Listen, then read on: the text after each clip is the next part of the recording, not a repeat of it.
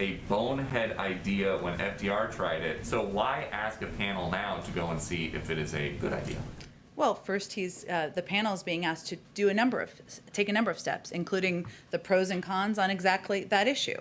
But they will also be looking at the court's role in the constitutional system, the length of service and turnover of justices on the court, the membership and size of the court, and the court's case selection rules and practices. And the makeup of this commission, which was vital for the president, there are progressives on the court, there are conservatives on the court. People will present different opinions and different points of view, and then they'll have a report at the end of 180 days. Okay, and then about immigration, the U.S. government is now reportedly spending $60 million a week to shelter migrant children. That adds up to $3.1 billion in a year. Where is that money coming from?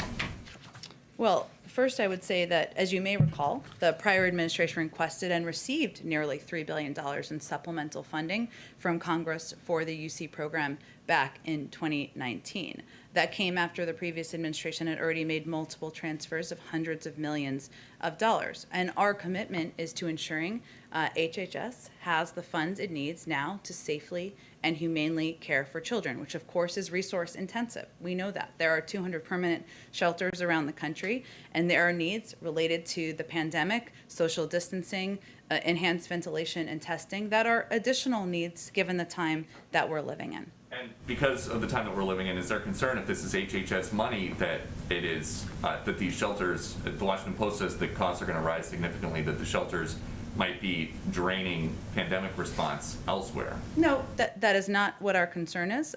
We have funding for the pandemic response. I'm just conveying to you what we feel this cost is and why it is at the rate it is at this point in time. And then just one more. Texas Governor Greg Abbott says that he asked the Biden administration to shut down the temporary shelter for migrant kids at the Freeman Coliseum in San Antonio because he says he has gotten information that children there are being sexually assaulted. Is that facility going to be shut down? Well, first, we take safety and the well-being of children in our care very seriously, hence our earlier conversation about the funding spent to keep them safe during the pandemic. His claims will be looked into and investigated by the Department of Health and Human Services. Currently, we have no basis for his call to shut down the San Antonio Freeman Coliseum as an intake site, but we will, of course, we take these allegations seriously, and they will be investigated. The last one would just be, you said this week that you guys are trying to make the processing more efficient and effective, and that you're addressing this in a humane way that keeps these kids as safe as we possibly can. If these allegations are true, how is that consistent with what you guys are? Well, again, we are looking into these allegations. We take them seriously, and our focus remains on the safety and well-being of children. Hence, we're looking into them and taking it very seriously. Go ahead, Caitlin. Thank you. On the Commission for the Supreme Court, when President Biden first disclosed this idea, I believe he was still a candidate when he said this, he said he wanted recommendations as to how to reform the court system because, quote, it's getting out of whack. Yet this commission is not going to actually make recommendations. They'll be doing a report 180 days. That will be released to the public. But it's a report, but it's not them actually making recommendations to the president. Well, I'm sure he'll take a look at that report that this diverse group of members are putting together, thinking through over the next 180 days, and it will impact his thinking moving forward. So, but it won't explicitly say, here's a recommendation from what we've studied to do X, Y, Z.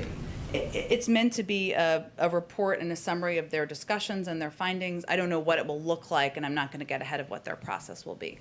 Okay, and then are the lawmakers who are being invited on Monday, who picked the group of lawmakers that are being invited? Was it the president? The White House? These decisions are made in coordination between the legislative affairs team and, of course, with the approval of the president and who will be invited. And I will just say that whenever we have the final list, this will be the first of what we envision, as you can see by his schedule next week, to be many meetings and many of them bipartisan as well. And is it important for him to have Senator Manchin there on Monday? I'm not sure if he will be a part of it or not. He's somebody that we're, of course, in close touch with, and we look forward to working with as we move the American Jobs Plan forward. Okay, and my last question on Johnson & Johnson, Yeah. given just how much money the federal government has given them and the president has ordered an additional 100 million doses from them, has he actually spoken with any of the executives at Johnson & Johnson, given these uneven numbers of doses that we're seeing coming in and how slow they've been to get an even, steady supply of production? Well, I would say that our COVID coordinator, Jeff Science, and other members of our COVID team are typically the appropriate points of contact with leaders from any of these companies. We always expected there to be up and down their production. We, of course, as you all know, because we've been talking about it, they have taken steps and they've worked closely with HHS to work toward FDA approval. That's obviously up to the FDA for the emergent facility, which will certainly enhance their production capacity.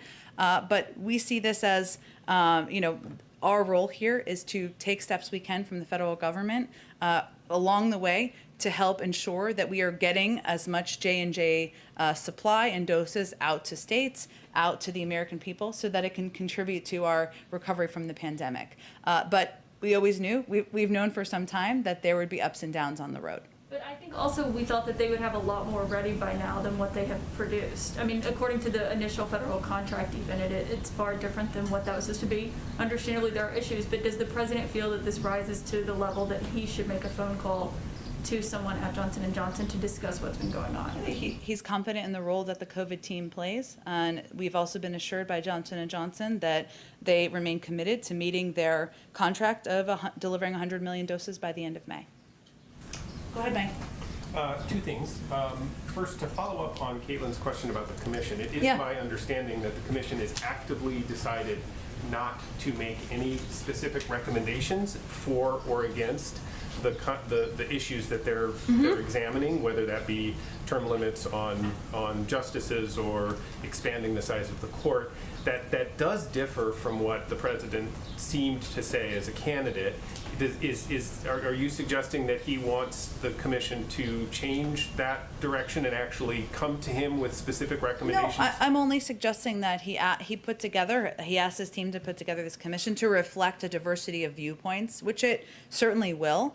And I'm certain that when that report is released in 180 days, their work has not even begun yet. He's going to sign, once he signs the executive order, it can officially begin. That will of course impact his thinking moving forward. But he wants smart legal experts, people who have been thinking about these issues for decades, to have a discussion and a debate about it and deliver him a report that we will again be delivering to the public, and you all can read once it is completed. And then on Afghanistan, there are reports out about growing frustration among the commanders and the military and the president's generals about the president's indecision on the question of what to do by May 1st. What do you say? What does the president say to his generals and the people that are dealing with the situation in Afghanistan as to why we're now just weeks from this deadline and we still don't have an answer as to which way it's going to go, whether the troops are leaving or not? Well, I know there was a report with unnamed sources, so we don't know who those sources are, of course, which I know is typically frustrating to all of you. But the president's commitment is to bringing a responsible end to the conflict, removing our troops from harm's way and ensuring that Afghanistan can never again become a haven for terrorists, and that would threaten the United States or any of our allies. He wants to make that decision in close consultation with partners around the world, with the advice of his national security team, and do it in a way that ensures we are protecting our national interests and the safety and security of our troops, all at the same time where there's diplomatic negotiations with the Taliban. So he has been clear publicly, I think, that it is operationally challenging to get troops out by May 1st, but I certainly expect you will hear from him on what his decision is in advance of that period of time. But is it responsible you talk about a responsible management of the situation. Is it responsible to let a deadline like that come within a matter of days even, perhaps, with the military not really knowing for sure what their posture is going to be? I can assure you that the president's approach is responsible and that he is taking the advice, the counsel, the consultations of members of his military leadership members of his diplomatic leadership and also our partners and friends around the world into consideration as he's making his decision. And his view is that's the responsible approach. And one last thing that occurred to me, I wouldn't want Friday to go by without asking. It's about the dog? No. Let somebody else do the dog. No. It had a dog feeling in the air today. The speech to Congress. Sure. You did a week ahead. I know. Didn't seem to have that included in there for next week. It will not be next week. It will not be next week. So do you have any? I think you said yesterday or the day before you're still working with the Speaker's office, but nothing new to add? Nothing new to report. And I would just remind you that whenever a date is finalized, the invitation would be officially issued, right, from the Speaker's office. So, but we are still working. Part of that question about that would be, though, you've obviously now you're stacking up things that you need to sell, that you and the White House and the President need to sell to the American public. You've got the jobs plan now. You've got the budget that you've added on there. Yeah. Presidents typically use these moments of a speech to Congress and to the public as an opportunity to sell this, to kind of make the pitch. Are you guys depriving yourselves of some opportunities to do that by delaying this? I promise you we will have something to sell in the speech, and we will use it for that opportunity. Go ahead, Patsy. Thank you. Jen, my question is about U.S. global response to the pandemic. Now, we know that we've given $4 billion to COVAX. There's the initiative with the Quad, some vaccine sharing with Mexico. But what we haven't heard from the administration is a kind of comprehensive and detailed strategy in terms of what the U.S. is doing to help the world recover from the pandemic, not just in terms of vaccine sharing, but also supporting financing mechanism or manufacturing, what have you. And I know that you've just appointed the Global COVID Response Coordinator. When can we expect her to be here to share the administration's strategy with us? Well, we're happy to invite her. She works out of the State Department, right? So I would expect that she might speak there first if you or a colleague is over there covering.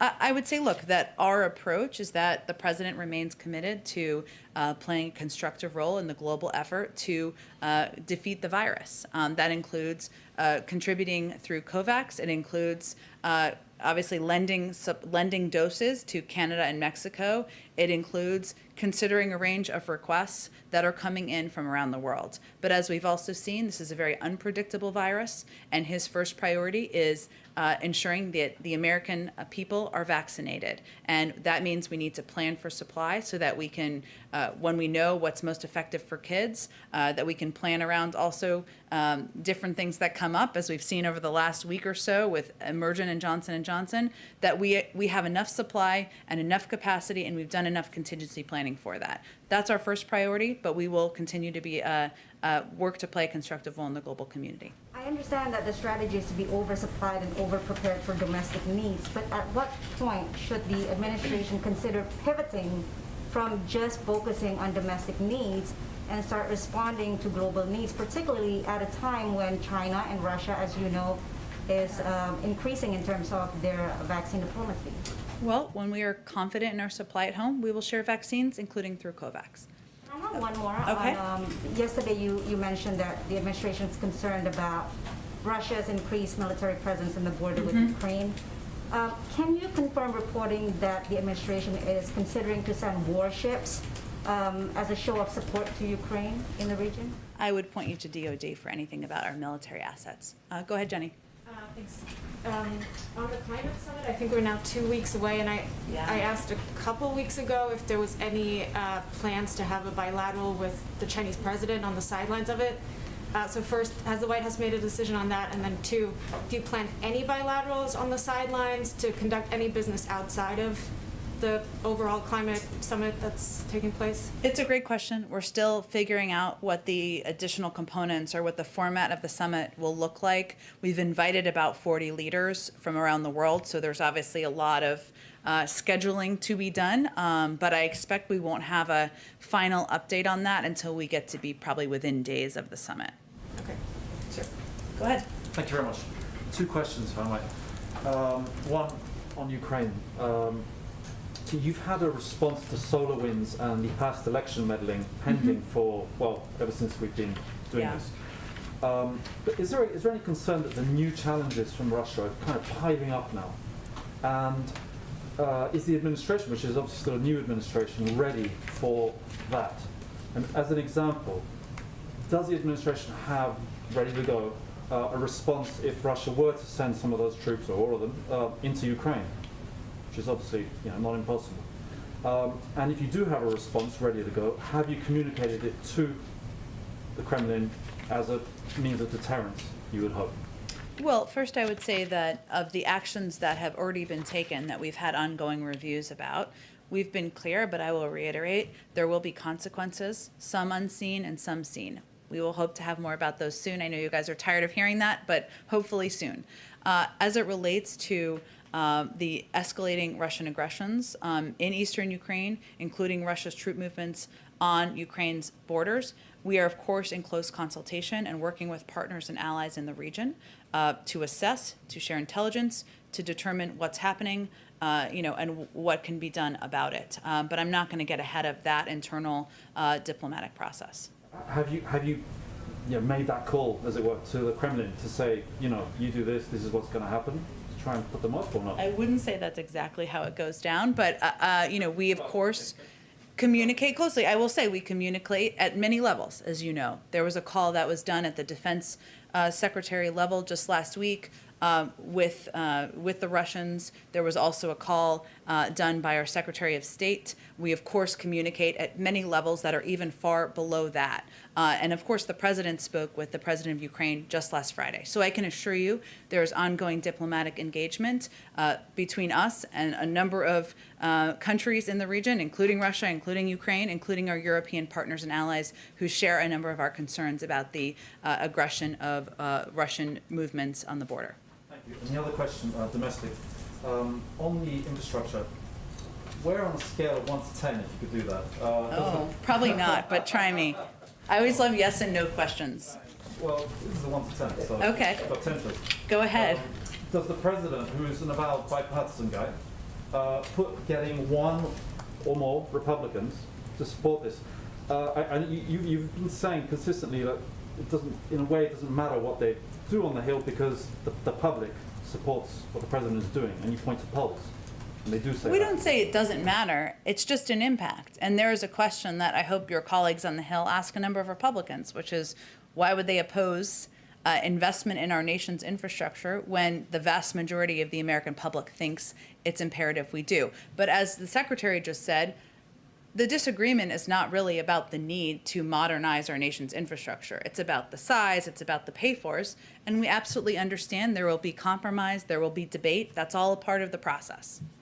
Is it a little dangerous to be always citing the polls, though, as your basically your credibility? Do you rests not on think polls? the American people's view is important as it relates to what elected officials do on the Hill? Sure, but don't polls change a lot, whereas the elected officials are elected officials? There's been representing- pretty consistent support for infrastructure. And I think it's an important point. We feel like it's an important point because when we talk about bipartisanship, we're talking about how we meet the needs of the American people. Republicans, independents, Democrats. Rebuilding bridges is not a Democratic idea.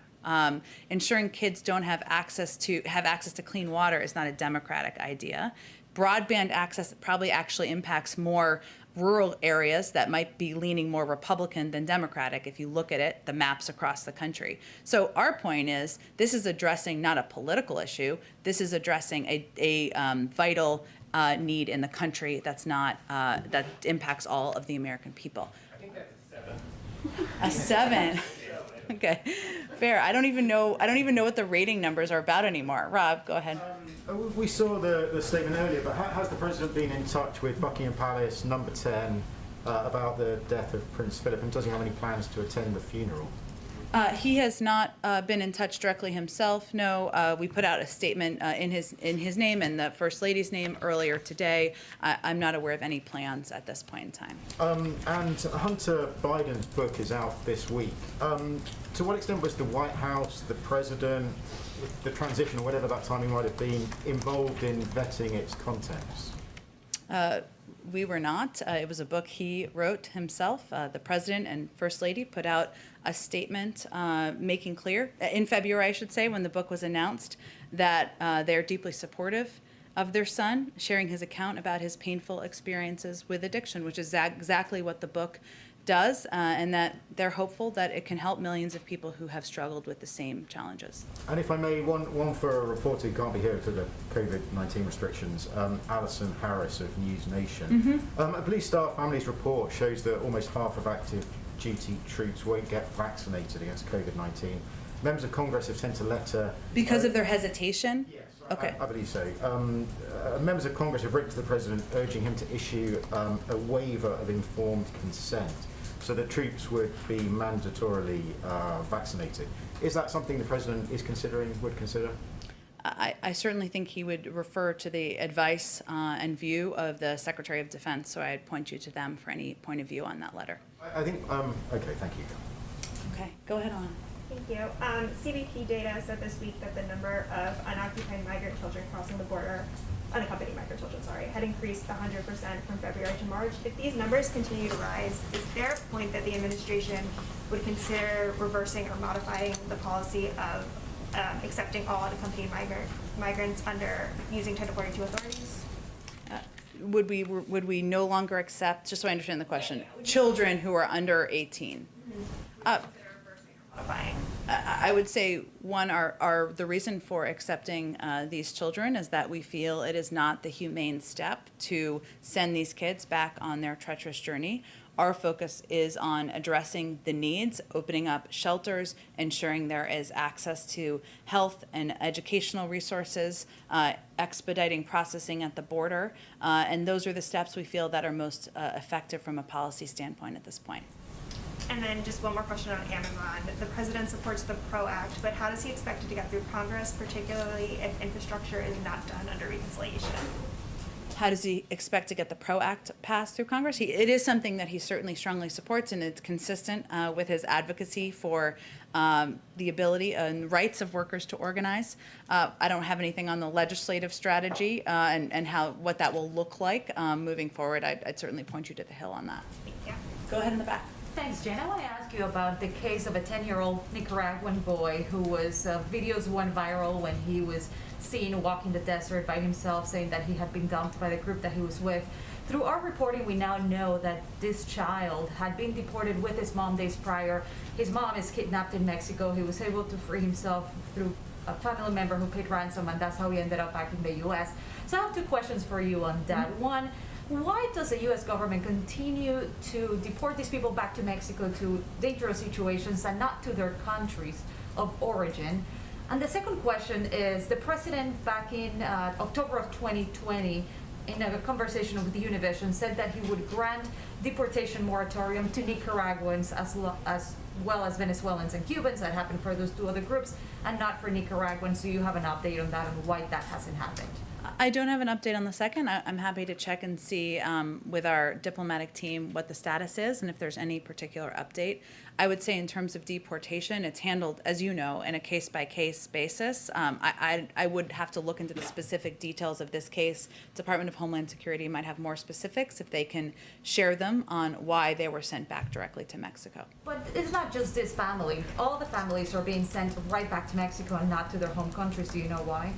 I don't have any more information, and they're all handled on case by case. We don't typically speak about each case given privacy concerns, but I can see if there's more we can share on this particular case. And let me ask you what happened earlier in the week when the president of El Salvador did not welcome and did not want to meet with Mr. Zúñiga. What do you make of that, and how can you work with that government if those relationships seem fractured in a way?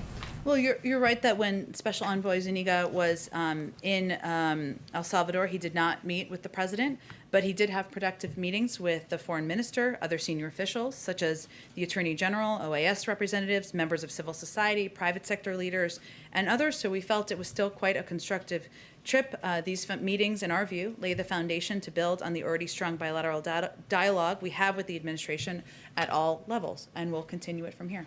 Move forward without the president being involved, the president of that country? I don't think they're predicting he won't be involved. He just didn't have a meeting when Ricardo Zúñiga was in El Salvador on the last trip, but he had a number of other constructive meetings, which we feel are a strong basis and foundation for moving forward.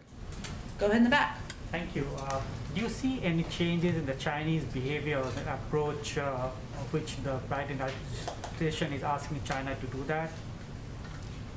Sorry, the masks make it hard sometimes to hear, and I know you're all the way in the back. Do we see changes? Do we say it one more time? Yeah, you have reached out to Chinese, even president has spoken to the Chinese president. They're having several rounds of talks of a phone with the Chinese. Do you see any changes in the Chinese behavior or the approach to address your concerns? Well, I would say we're less than 100 days into our administration. What we can control is how we approach our relationship with China. We see it as one that is about competition, not about conflict. And our focus is also on approaching the relationship from a position of strength. So that includes rebuilding, investing in our workforce at home, things like infrastructure investment, ensuring we have broadband access across our country certainly fit into that category, and also working very closely with our partners and allies in the region and also across Europe. So that's how we're approaching it. In terms of assessments of their changes in behavior, I would leave that to all of you to assess. But how do you characterize the response from the Chinese in the first 100 days? I don't have a new assessment from here. We are approaching this from a position of patience. We're not in a hurry. We are working to strengthen our conditions at home, better support our workforce, ensure that we are approaching the relationship from a position of strength. In your week ahead, you said Prime Minister of Japan will be coming here next Friday. Yep. This is the first foreign leader visiting the White House in the Biden. Can you give us a sense of what's the kind of preparation you are having? Is there going to be a joint statement or joint press conference with the foreign leader? I expect they'll have statements, and we'll take some questions as well while they're here. Okay, there's one more on Russia, follow up on Russia. The Bloomberg has said that the review is over and the administration is discussing potential retaliatory measures at this stage.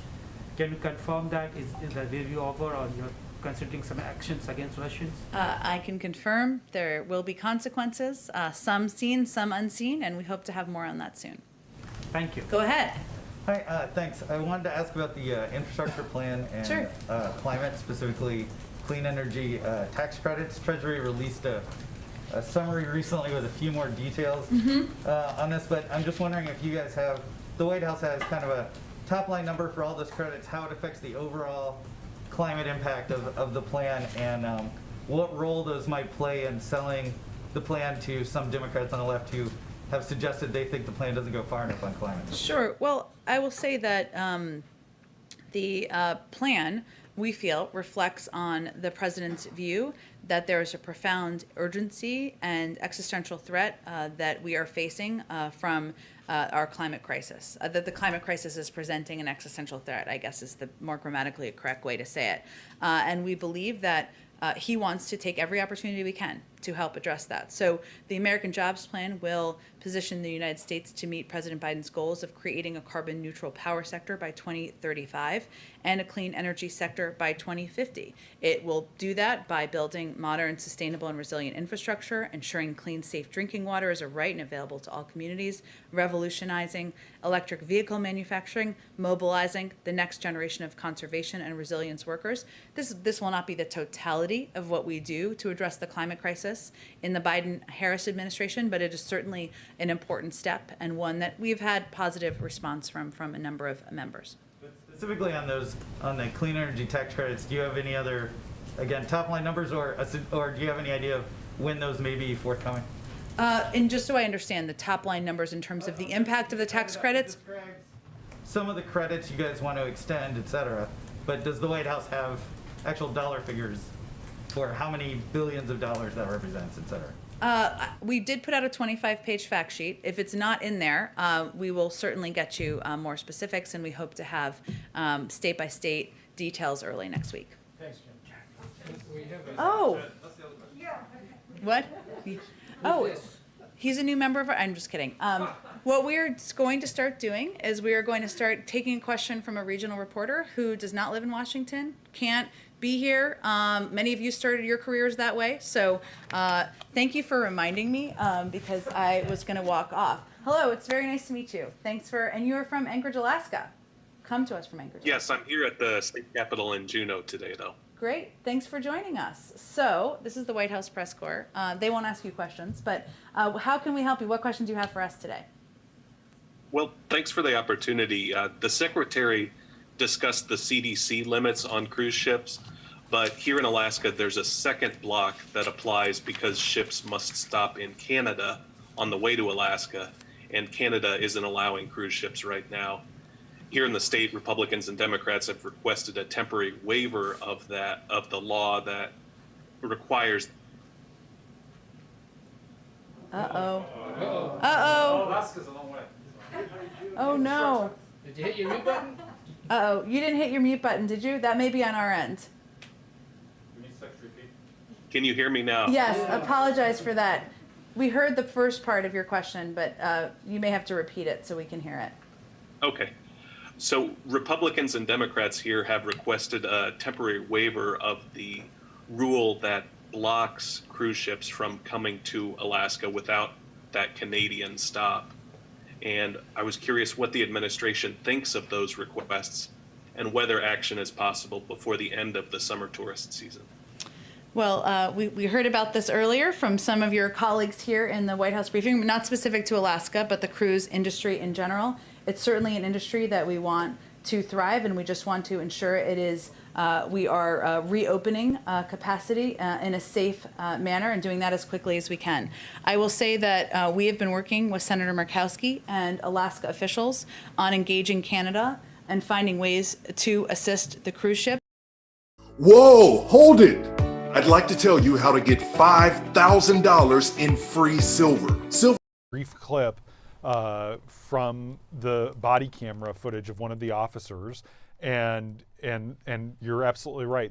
Eric Nelson proposed an interpretation of it, which is about, I took drugs, and then he said, yeah, that sounds right, and then they recessed, and then he came back, and the prosecution played a longer clip, and then he said, oh, I think he might have been saying, I ain't do no drugs. Obviously, that's sort of relevant.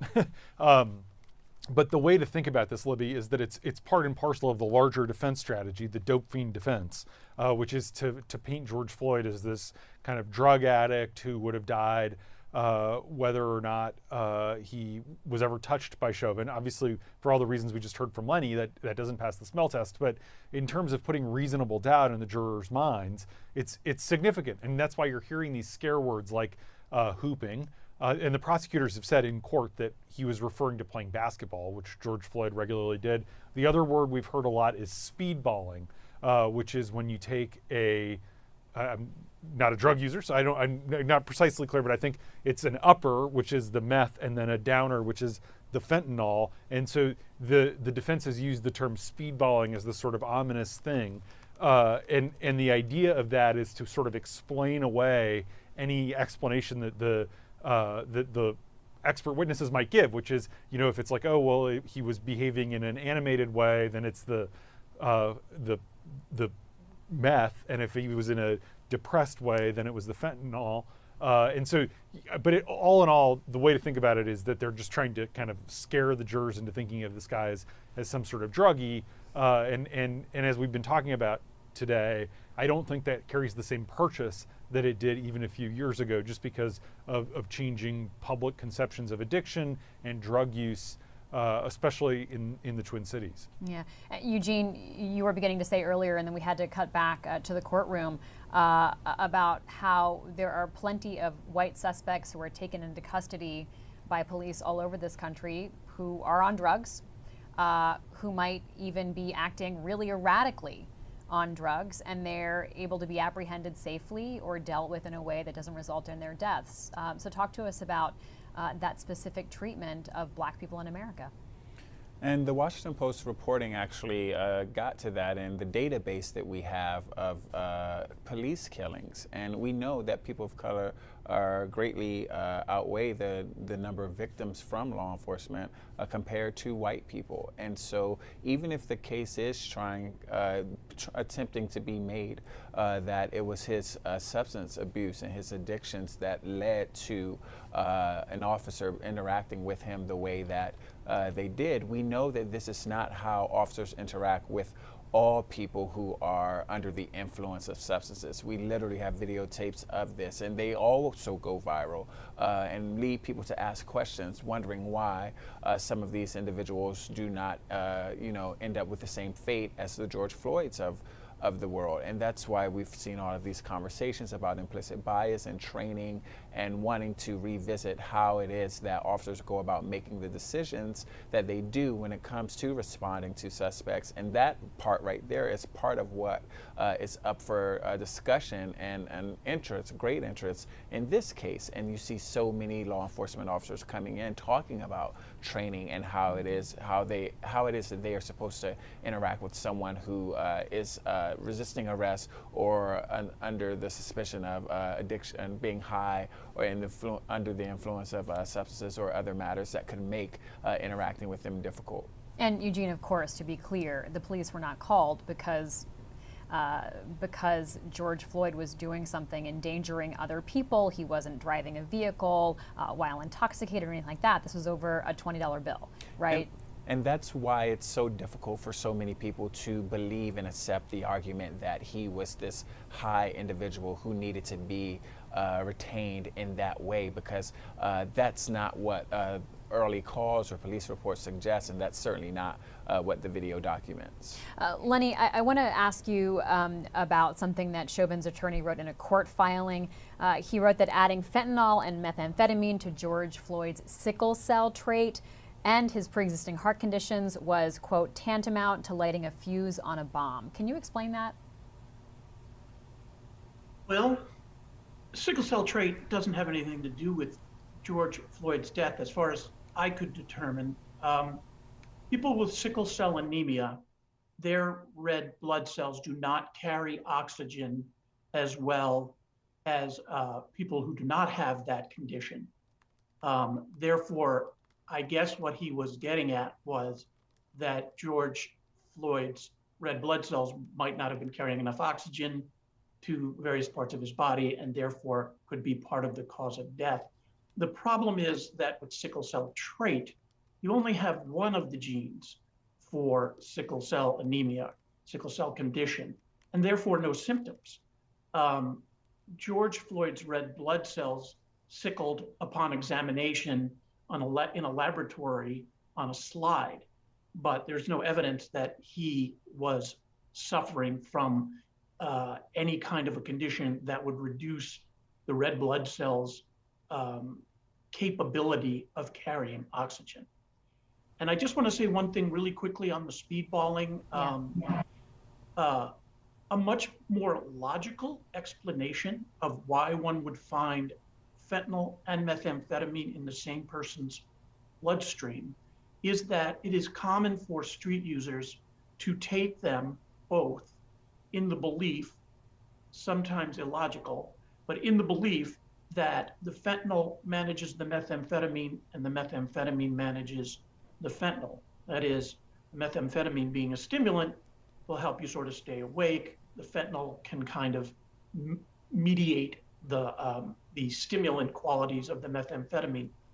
That is a much more logical and much more common thing to occur than that George Floyd was mixing these two together and ingesting them. Lenny, before we let you go, what are you going to be listening for and watching for as we hear the medical examiner testify and we go through more of this focus on George Floyd's health? I expect him to take the issues we have been discussing here head on. I expect that Prosecutor Blackwell will ask him many of these very same questions and have him explain all of these issues that he knows the defense is trying to raise, that the defense already has raised, and to offer explanations for these. I think he will have to explain, for example, why he said in one of his reports or one of his interviews that, if I just found a guy with this amount of fentanyl in his blood, I could consider that an overdose. I might have considered that an overdose. He is going to be asked to provide the context for things like that in much the same way as Dr. Thomas just was. All right, Lenny Bernstein, health reporter, thank you so much for joining us this afternoon. You're watching a Washington Post special report. We expect the trial to resume at 2:30 Eastern Time after this lunch break, so stay with us. Sometimes you have to see to believe. Sometimes waiting isn't an option. When the news is breaking, watch with the newsroom of the Washington Post. We explain what's happening and why it matters. Thank you for choosing to watch the headlines as they're being written with our journalists. You can subscribe with a special offer at washingtonpost.com/watch. Subscribing through that link lets everyone here, from the front lines to the control room, know that you care about our continued efforts to inform the public, protect the First Amendment, and foster a healthy democracy. We could not do this without you.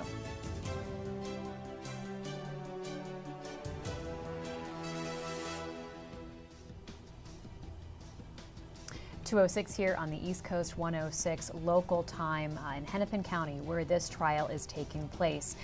You're with the newsroom of the Washington Post. We're awaiting testimony from Dr. Andrew Baker. He's the Hennepin County medical examiner. This will be so crucial to this case because he is the one who conducted the autopsy. He's also someone that both sides have said can really kind of show some daylight into their arguments. Let's go to James Homan for more on that. It's interesting because it's not totally clear to us, James, if this testimony will help or hurt the prosecution for a couple of key reasons, some things that were left out of the autopsy report, and then some things that Dr. Baker has said. Right. Can you go through those for me? Absolutely, Libby. This testimony is must-see TV because it's crucial. The jurors are going to be listening closely. Ultimately, these charges are related to how George Floyd died, and it does matter tremendously what the medical examiner says. What he has said publicly is that if George Floyd was found dead at home, you would say it was a drug overdose. That's something that the prosecution is going to have him grapple with. The defense certainly will make him grapple with it. The fact that he didn't identify asphyxia as a cause of death, he did say, that his heart went out. A lot of medical examiners tell us that they never put that on the death certificate because literally that's how everyone dies. And you could put that on anyone's death certificate while it's technically accurate. So he's going to have to explain what he meant by that. And so both sides, I think, are nervous. The prosecution was frustrated that he wasn't as clear as they wanted him to be on the death certificate. The defense sees some opening to create reasonable doubt. Both sides see him as a vital witness. It is very notable and very rare to have the medical examiner testify at this point in the trial because it's so central to the underlying charges. To put him after we've heard from these other medical experts, including the good doctor yesterday, Tobin from Chicago, and then even the woman who mentored him, who trained him this morning, and then to sandwich him between basically two doctors, it is an indication that the prosecution is not totally confident that he's going to deliver slam dunk testimony and that they don't want to end the week with him. So this is sort of a very precarious, very fluid situation potentially where both lawyers see real opportunity, and it could end up going a long way in determining the outcome of this trial. Well, let's talk about what we've seen so far today. There was one woman in the cross-examination of Dr. Lindsay Thomas that didn't go quite as defense attorney Eric Nelson had perhaps planned. Let's listen to Chauvin's attorney Eric Nelson questioning Dr. Thomas. Are you familiar with the work of Dr. Christine Hall and her paper, Incidence and Outcome of Prone Positioning Following Police Use of Force in a Prospective Consecutive Cohort of Subjects? Is that the one from Canada? Yes. Yes. And that was essentially an analysis of actual police encounters, correct? Yes, in Canada. In Canada, understood. But they actually, that study, they go through and they look at the number of police-citizen interactions, correct? Yes. And then from those police-citizen interactions, they further go in to look at how many involved being placed in the prone position or a non-prone position, correct? Yes. Ultimately, they analyzed about 3,000 prone positional placements. Yes. Out of a total of like 1.1 million police interactions. Yes. So 1.1 million police interactions, resulting in about 3,000 prone position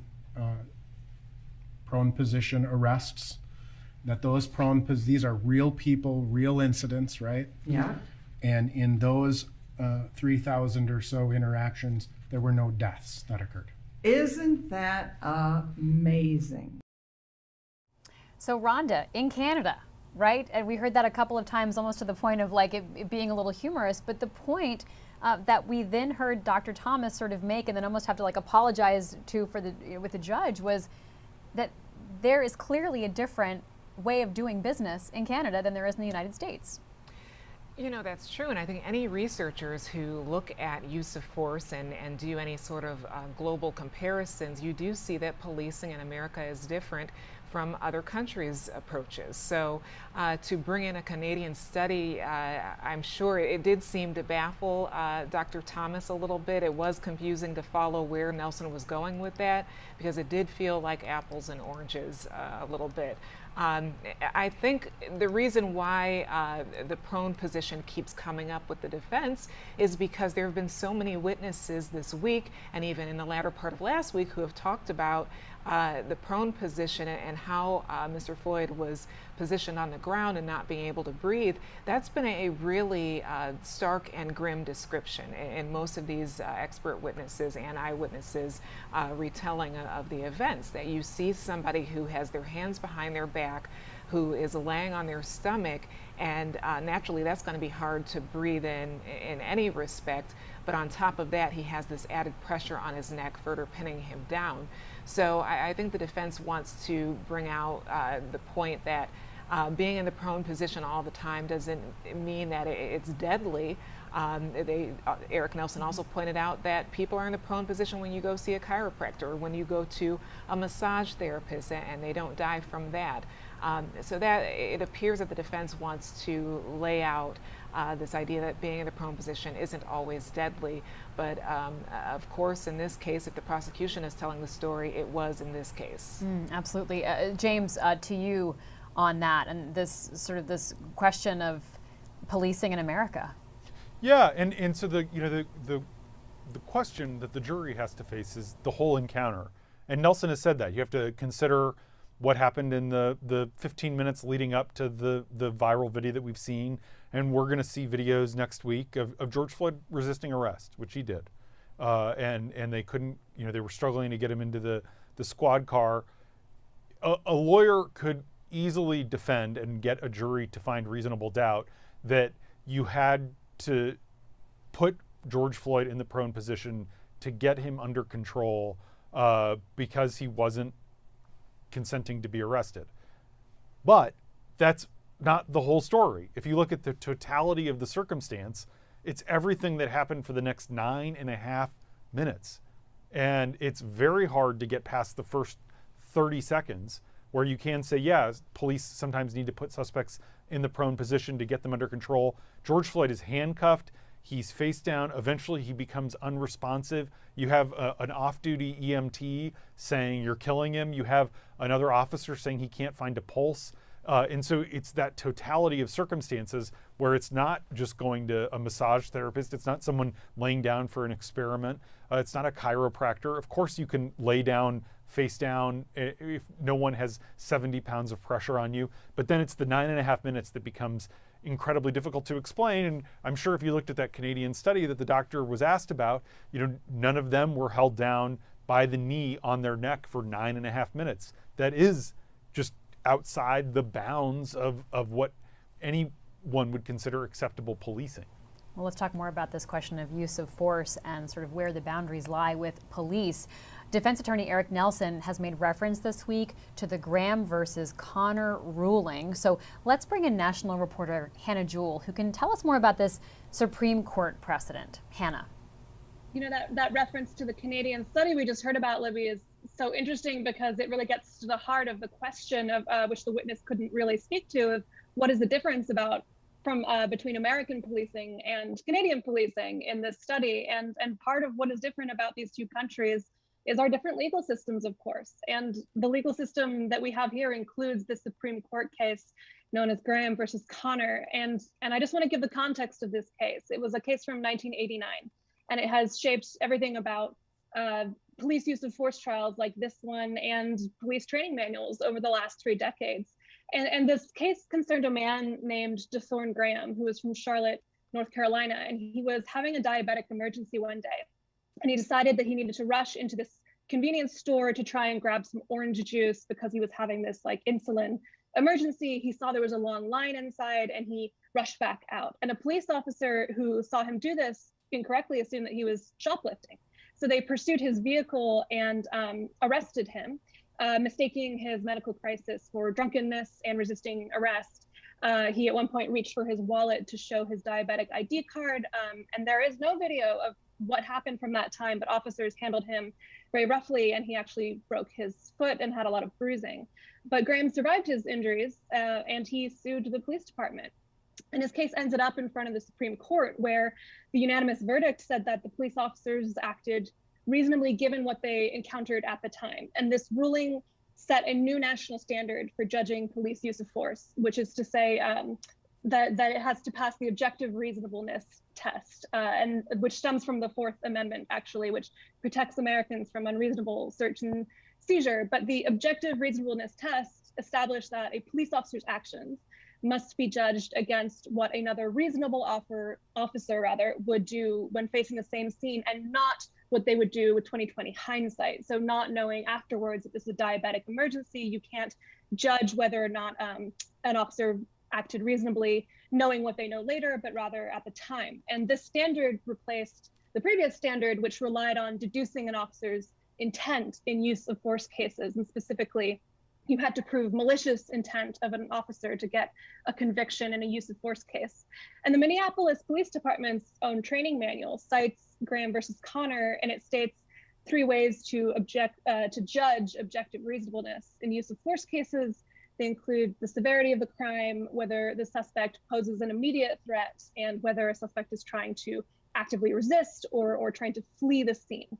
So that's why over the last 2 weeks, we have seen Defense Attorney Eric Nelson alluding to this ruling and making arguments saying that, yes, Floyd was resisting arrest, as James was just talking about, or indeed pointing to the verbal abuse of the onlookers, saying, trying to make the case and trying to argue that it was objectively reasonable in the moment and not afterwards with 20/20 hindsight for Chauvin to behave as he did, whether or not he in fact added his actions were a cause of death, as what is being argued today. It's a sort of a separate argument away from the medical one.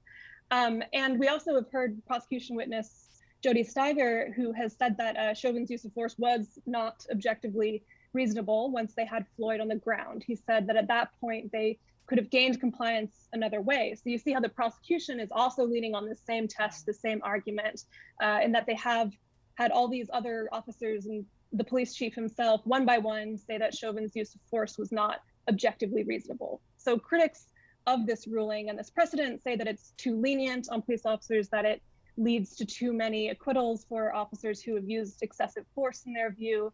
It's a vague enough doctrine, and it's in fact what in other high profile cases like Michael Brown and Philando Castile's killings by police, the officers were deemed to pass this reasonableness test. And so because of this and how this has, what this ruling has come to mean over the last 2 decades, DeThorne Graham's own family says today that they want this doctrine changed. They want to see it to be less vague and to get more justice for victims. But because this ruling is part of why it's so rare that officers get prosecuted for killing people in the line of duty, an officer only has to prove that they feared for their life, whether or not we can see in hindsight that they should or should not have. So it's a sort of one of the many things we're all learning about while watching this trial. Libby? Hannah, thank you so much. It's just fascinating. Eugene, I want to bring this to you because this gets to the heart of the question of Derick Chauvin's actions and how hard it is to convict police officers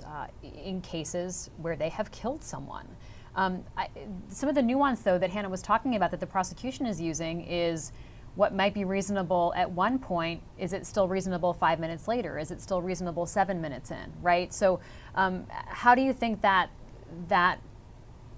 Supreme Court precedent could be used by both sides here?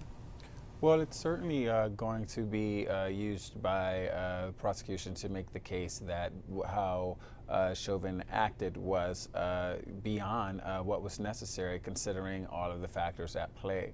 And this is something that, you know, it's not going to be easy considering what has happened historically, to your point, being very difficult for law enforcement officers to be convicted because of their concerns they've expressed about fear and safety, and many jurors across the country being able to empathize with that, particularly when it comes to their interactions with black men. There are various reasons for that in terms of bias and preconceived notions and everything that has gone into how people in general in our society view black men when in situations that may lead to violence or unsafety for law enforcement officers. And this situation is one that has attracted a lot of attention because people are wondering if this case will be different based on the video, based on the outrage and frustration of activists and protesters last summer.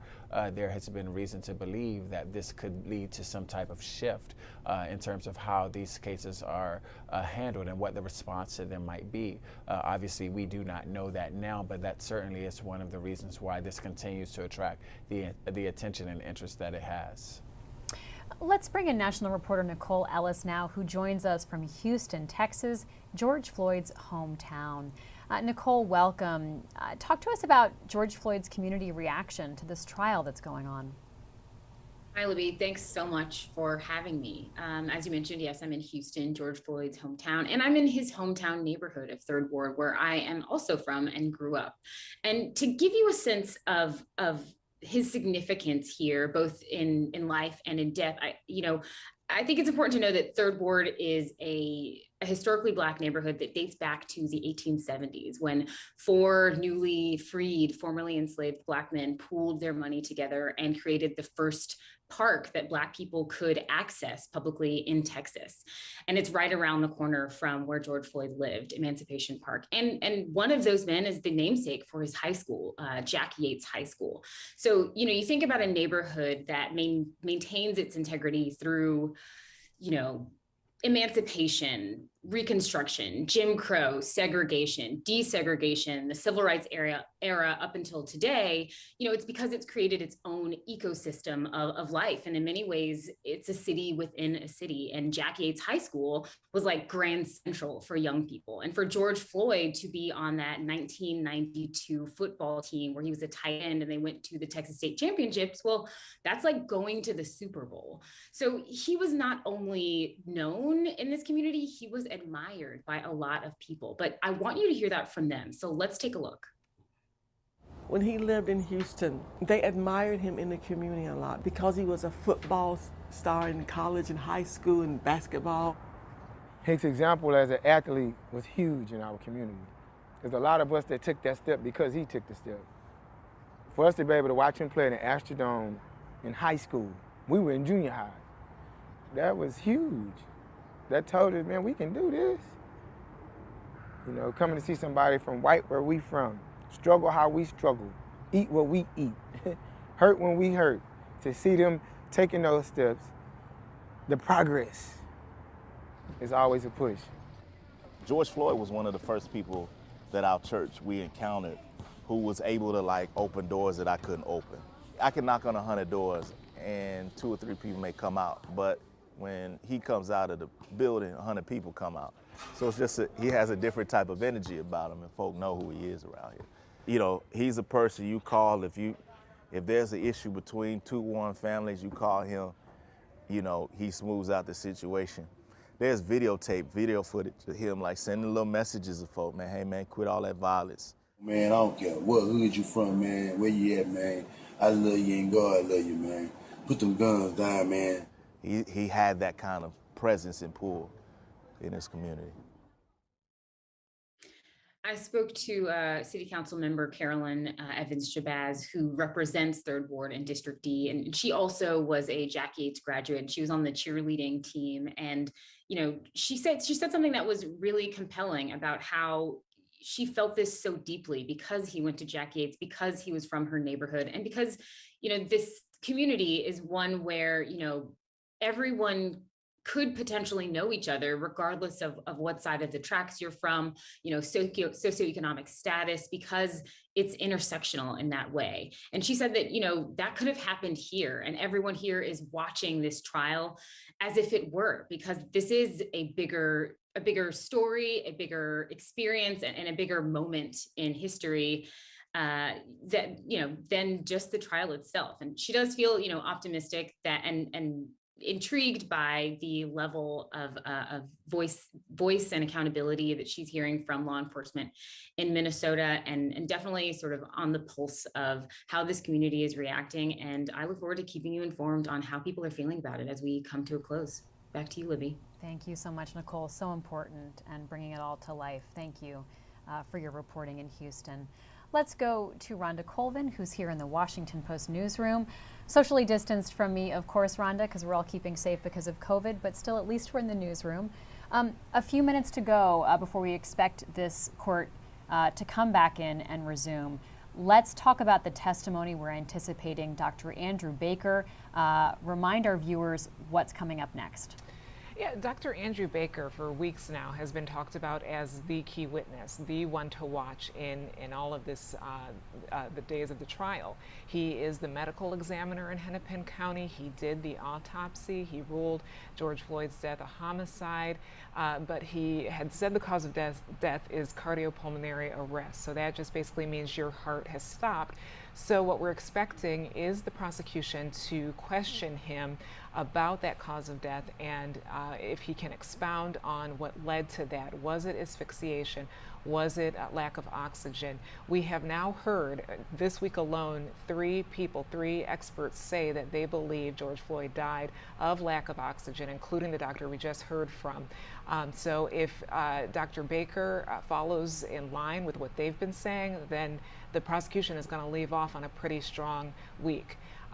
We're also expecting in cross-examination the defense to ask him questions about drug use. That's what their main strategy has been this entire time, and he is going to know all of that best. So that is why his testimony has been really highly anticipated by this courtroom, by people viewing, because he's the only one who can really give detailed information about what led to George Floyd's death.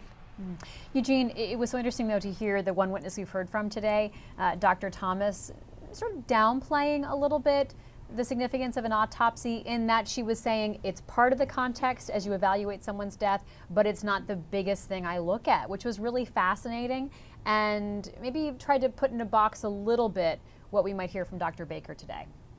It certainly was a moment that I think gave many of us insight into how these decisions are made, who aren't in the medical profession, but who perhaps have only, read about conclusions in the paper, or even just seen them maybe on the news as well. So it was quite helpful.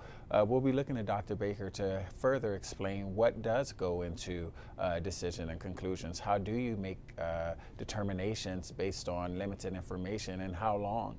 How many other individuals could possibly be involved, and how do you respond to perhaps differences of opinion among a team? And I think we may be able to figure out why exactly so many medical professionals are so confident that what it was that ultimately led to Floyd's death was his lack of breathing, and not the substances or other health issues that defense attorneys continue to point to. James, we also do anticipate hearing today from Dr. Jonathan Rich. This is a doctor from Chicago talking potentially about Floyd's heart. We'll see if they manage to get that in to sort of bookend the day and have somebody come after Dr. Baker. But it's important to remember that these jurors go into the weekend. They're not supposed to talk about this. They're not supposed to read anything or listen to anything about it or watch anything about it. They're supposed to sit with their thoughts as they try to live their lives and everyone's cognizant in this courtroom that they will have the weekend to sort of let things settle in their mind and maybe come to some conclusions. Yeah, and it will be interesting to see. You know, we've talked about how pivotal this next witness is going to be. We don't know how long. It could end up being quite lengthy. If you think about how long the first witness took, they could, in theory, end up wrapping up the day, especially, you know, if the prosecution feels like the medical examiner goes really well and they're happy with where things stand, to let jurors sit with that. If they want to clean it up a little bit, they can go to the heart. And I expect what that third witness would say is what we heard from Lenny Bernstein a couple minutes ago, which is, you know, that the heart can be corroded and full, but that doesn't mean that that's what killed him. And in some ways, you know, it's the eggshell plaintiff legal theory. So we'll see if we get to that witness. We'll see how deep both parties want to go here with Dr. Baker. James, our colleague Holly Bailey has been joining us when we've been live, but she's not with us today because she is one of the pool reporters who's in the courtroom. So she's you know, not coming out to do phone calls. She's focused on her reporting. But it's so essential to have those journalists in there, because even though we're getting this feed and this video, we're not seeing everything. And an example of that are these packets that were passed out today. We may see this again with Dr. Baker, that have graphic photos from the autopsy that we're not seeing, right, as journalists outside the courtroom, as well as the people here watching. But this may be some tough testimony as we go through the details of what Dr. Baker has concluded. Yeah, this is an autopsy, and so they're looking at pictures of you know, a naked body, you know, that was brutalized, and so you know, one of the things Holly in the courtroom is seeing is the reaction of jurors as they, you know, they pass around those folders. You know, the Blackwell, the prosecutor was handing them out. She's seeing their reaction, and that's so vital. So true. All right, James, thank you so much. Let's go back into the courtroom where Judge Cahill has taken his seat. For our next witness, the state calls Dr. Andrew Baker.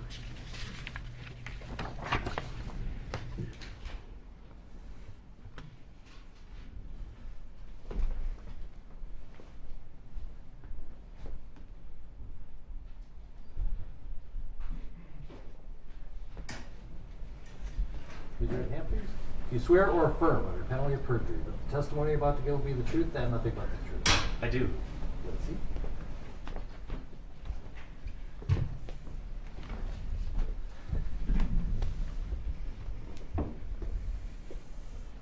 And if we could begin by having you state your full name, spelling each of your names. My full name is Andrew Michael Baker, Andrew Michael Baker. Mr. Blackwell. Thank you, Your Honor. Good afternoon, Dr. Baker. Good afternoon. You know, well, first of all, you conducted the autopsy on Mr. George Floyd. I did. Before we get into the specifics of the autopsy, why don't we explore your background a bit? You're the chief Hennepin County medical examiner? That's correct. And would you tell us what it means to be the chief medical examiner in Hennepin County? So I've been the chief medical examiner for Hennepin County since 2004. I'm actually the chief medical examiner for Hennepin, Dakota, and Scott counties. My office provides service to all three of those counties, which is about 1.85 million Minnesotans, or about a third of the state, falls within our catchment area. Being the chief medical examiner means that I supervise the rest of the staff, in particular my other physicians. I have 6 other doctors as well as a doctor in training that work under me. And so before becoming the chief, you were the assistant chief? Correct. And that was in roughly 2002? Correct. I was the assistant chief medical examiner for 2 years. So all in, it's been going on 19 years as either assistant chief or the chief? Correct. What did you do before joining the Hennepin County Medical Examiner's Office? Are you asking me to go back to my educational background or just my postgraduate training? Maybe to the Air Force. To the Air Force? Oh, prior to coming to Hennepin County from 1998 to 2002, I was a major on active duty in the United States Air Force. I served as a forensic pathologist for the Department of Defense. Our unit was known as the Armed Forces Medical Examiner, and at that time we were headquartered in the Washington, D.C. area. Are you board certified in any areas? I am. Would you tell us which ones? I am board certified in anatomic and clinical pathology, and I hold subspecialty certification in forensic pathology. Doctor, would you tell us what the National Association of Medical Examiners is? Yes, the National Association of Medical Examiners is the professional organization for people who do what I do for a living. I want to say we have about 800 or 900 members. Many of those are fellows like me, meaning they're fully board certified forensic pathologists. We do have a variety of other membership categories as well for investigators, for administrative personnel, and for other support personnel in the profession. Now, you are former president of the National Association of Medical Examiners. Yes, I am. In fact, at least as of to date, you're the youngest president, or were the youngest president ever to hold that position with the NAME. I don't actually know that that's true, but I will take your word for it, Counselor. I did not know that. Yeah, I thought I was just listening to you, Dr. Baker. So, but in any event, you have been the president of NAME. Yes, I have. So let's move now to the specific autopsy of Mr. Floyd. Could you give us some sense of what you knew about the circumstances surrounding his death before you started your work on Mr. Floyd? Yes, so I was aware that Mr. Floyd had become unconscious while in police custody, that he had been transported to Hennepin Healthcare, and that was where he was pronounced dead. I believe at the time I started the examination, my staff was probably still working to confirm Mr. Floyd's identity and properly notify his next of kin. But that was basically the background information that I had. Had you seen any of the videos at the time you started your work? I have not. I was aware that at least one video had gone viral on the internet, but I intentionally chose not to look at that until I had examined Mr. Floyd. I did not want to bias my exam by going in with any preconceived notions that might lead me down one pathway or another. So it was then several days after you'd done your work on the autopsy that you saw the videos? One video I saw shortly after the autopsy, and that was the one that I think most of the public had seen through Facebook or other social media. The other videos, such as the cup surveillance video and the body-worn camera videos, I did not see until 3 or 4 days after the autopsy. Could you, Dr. Baker, give us an overview of how it is you conduct autopsies? What's your approach to them? Sure. So in a case that's believed to be a homicide or a potential homicide, there's a few more steps involved than a typical natural death or an accidental death. We start every exam with a very thorough external examination of the decedent's body in an as-is condition, meaning the medical devices are still in place. If the decedent came in with clothing, that clothing would still be in place on their body. All of those things potentially could be evidence to us as the medical examiners. In many cases, we will also collect trace evidence. For example, if the decedent's fingernails are long enough, we will collect fingernail clippings. We will collect some pulled head hairs as exemplars in case those are needed to match to anything. It wouldn't apply in Mr. Floyd's case, but in other circumstances, we shoot a fair number of x-rays before the autopsy starts if we're looking for things like bullets or stab wounds, broken knife tips, that sort of thing.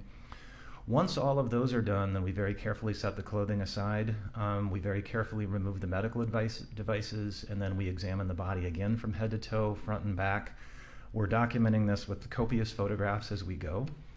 And then the final step in the external examination is we clean the body very, very thoroughly because we don't want any blood, any foreign material, any plant material, anything that might be on the body to obscure the injuries or diseases that we're looking for. And then we, again, photograph the body head to toe, front and back. Once that part of the exam is done, then we proceed to the internal exam, which is, I think, what most lay people would think of when they hear the word autopsy.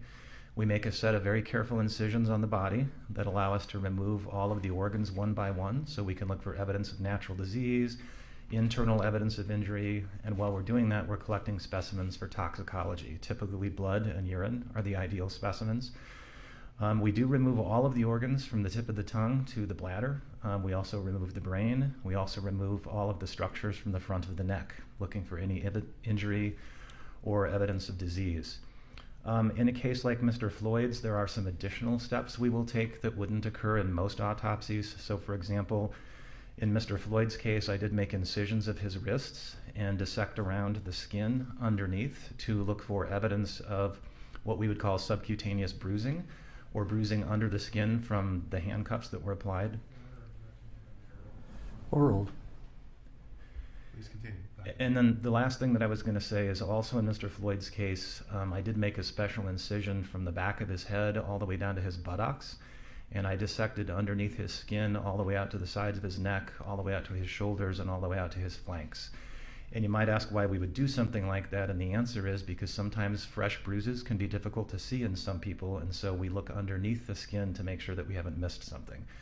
Again, those last few steps wouldn't be part of a typical autopsy, but in circumstances like this, it's a generally accepted practice that we do that. And Dr. Baker, is the autopsy part of a broader death investigation? Yes, the autopsy is just one piece of the medical examiner's death investigation. And could you generally characterize the umbrella? What's the death investigation entail overall? So the medical examiner's ultimate mission, in addition to properly identifying people, is to ascertain their cause of death and their manner of death. The autopsy is just one component of that. It obviously has a great deal to do to inform the cause of death and manner of death, but we also need to know the decedent's past medical history. We need to get a hold of the decedent's next of kin to see if the decedent could potentially be a donor. If there's any family history that we need to know about, we will typically contact decedent's primary care physicians as well as get their hospital records. If an ambulance was dispatched and took them to the hospital, we'll even get the ambulance run sheet as part of our investigation. Because to get the cause and manner of death right, you need to assemble all of those things for the whole picture. So let's go back to the autopsy aspect of it. How important is it to have a detailed documentation of what you do? In terms of the autopsy? Yes, sir. Well, it's critically important that the autopsy be very detailed, particularly if the death is potentially a homicide, because obviously it could end up in a court and the work that you're doing would be evidence. And do you create what we might refer to as a robust data set documenting what you do? Yes. What's all included in that? So when I use the term robust data set, what I really mean is I have dictated the most detailed autopsy report that I can, describing all the scars, all the tattoos, all the birthmarks, all the injuries. In many cases, it's the pertinent negatives, meaning the lack of injury, places where you might expect to see an injury but you don't. All of those things are very carefully dictated in a narrative autopsy report. But that's not enough. You have to take copious photography as well.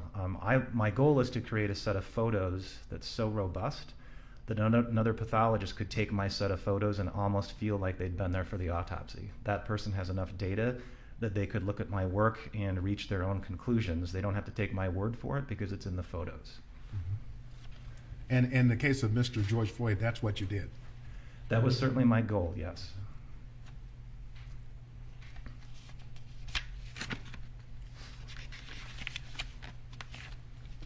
Your Honor, at this point, I'm going to ask Dr. Baker to identify the photographs from the autopsy. I still have them here in hard copy.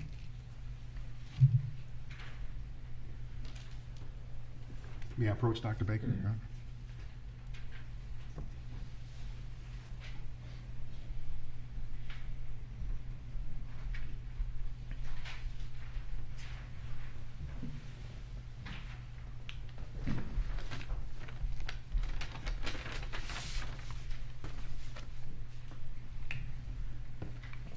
Dr. Baker, I've handed you a number of photographs that should have exhibit numbers 186, 235, 185, 236, 187, 188, 189, 190, 191, and 192. I'll represent to you, that's what you have.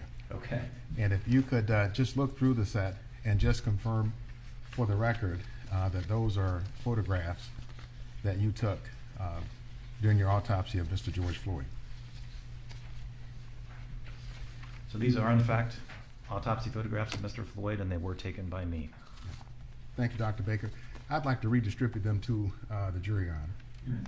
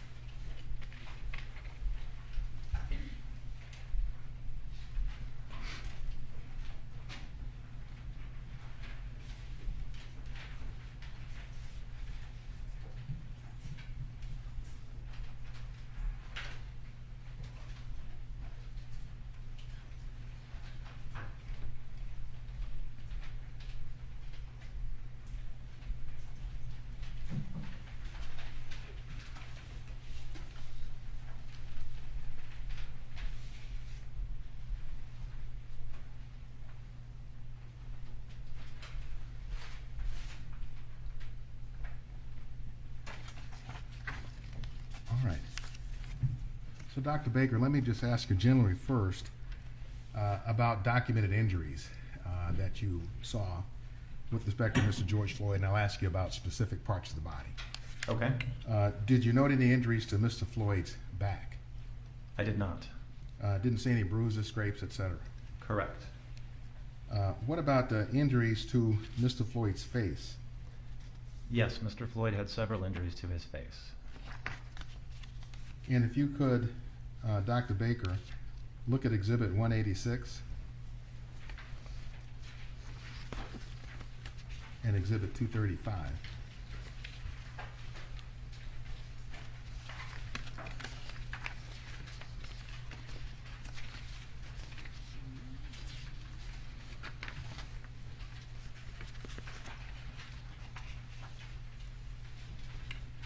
Now, I'll represent to you that the jurors have seen these two photos, but first tell us what do we see in these two photos? These are photographs of the left side of Mr. Floyd's face. This would be after I have removed or cut away any medical intervention. Had there been any blood or foreign material on his body, it was cleaned up before these photographs were taken as well. And these were specifically taken to illustrate the injuries that you see on the corner of his left eyebrow and on his left cheek. You can see the bruising and the abrasion. That's fancy medical lingo for the big scrape on the left side of his forehead, and you can see the scrape or the abrasion on the left side of his cheek. It's very common for abrasions post-mortem to take on that dark black color. After death, the moisture that would be in an abrasion on you or me isn't there anymore, and so they tend to dry out and look a little bit more like this. That's why what you see in the photo. Mm-hmm. Do you have an opinion as to how Mr. Floyd would have incurred these abrasions? Well, these would be entirely consistent with the left side of his face being pinned against the asphalt or the road surface that he was on the night before. In the prone position? Correct. If you would, Dr. Baker, look at Exhibit 185.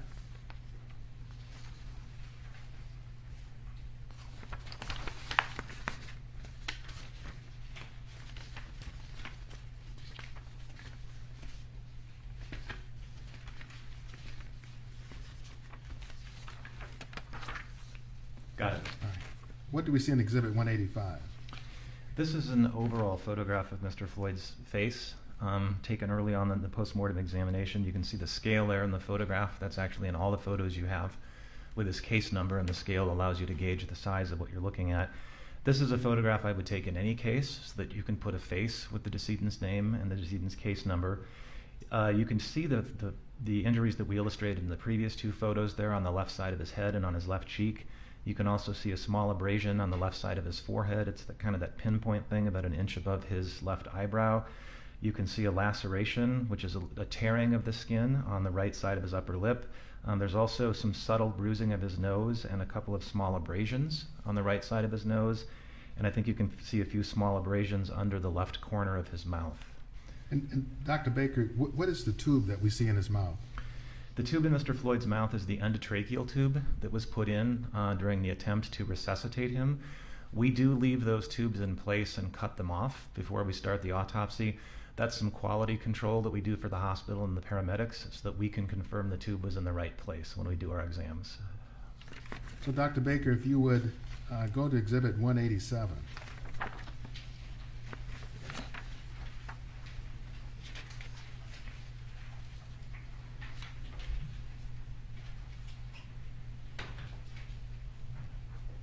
What do we see in Exhibit 187? This is a close-up photograph of Mr. Floyd's right shoulder. Centered in the photograph just above the scale, you can see what I would call an abraded contusion, which is a fancy medical lingo for a bruise that has some scraping superimposed on it. And Exhibit 188? Exhibit 188 is the close-up photograph of Mr. Floyd's left shoulder. You can see occupying most of the photograph there is an abrasion, the deep red and slightly less red and pink injury that you see. Again, it looks darker than you might envision this on yourself. Typically these will dry out after death, and that's why it takes that darker appearance. And is this an injury that is consistent with Mr. Floyd laying prone on asphalt? Yes. And let's look at Exhibits 189 and 190.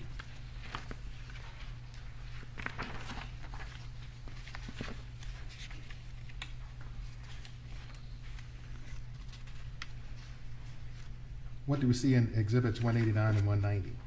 Exhibit 189 is a photograph of the back side of Mr. Floyd's left hand. Exhibit number 190 is a photograph of the back side of Mr. Floyd's right hand. In any case that we think has the potential to be a homicide, we do examine the hands very carefully and we photograph the hands very carefully. Our hands are largely the way that we interact with the world around us, and so injuries on the hands, or sometimes lack thereof, can tell us something about what happened. Specifically in Mr. Floyd's case, you can see a number of scar-like areas on his knuckles on the left and some scattered across the back of his right hand. I don't specifically know what those are from. Those obviously predate the events of his death, and I don't know where those came from. The more acute injuries that you see in the photograph, right above the scale in each picture, you can see kind of a patterned bruise. It almost looks like a tram track, those parallel marks. That's pretty typical for what handcuff marks look like when we see them at autopsy. And Dr. Baker, Exhibit 191.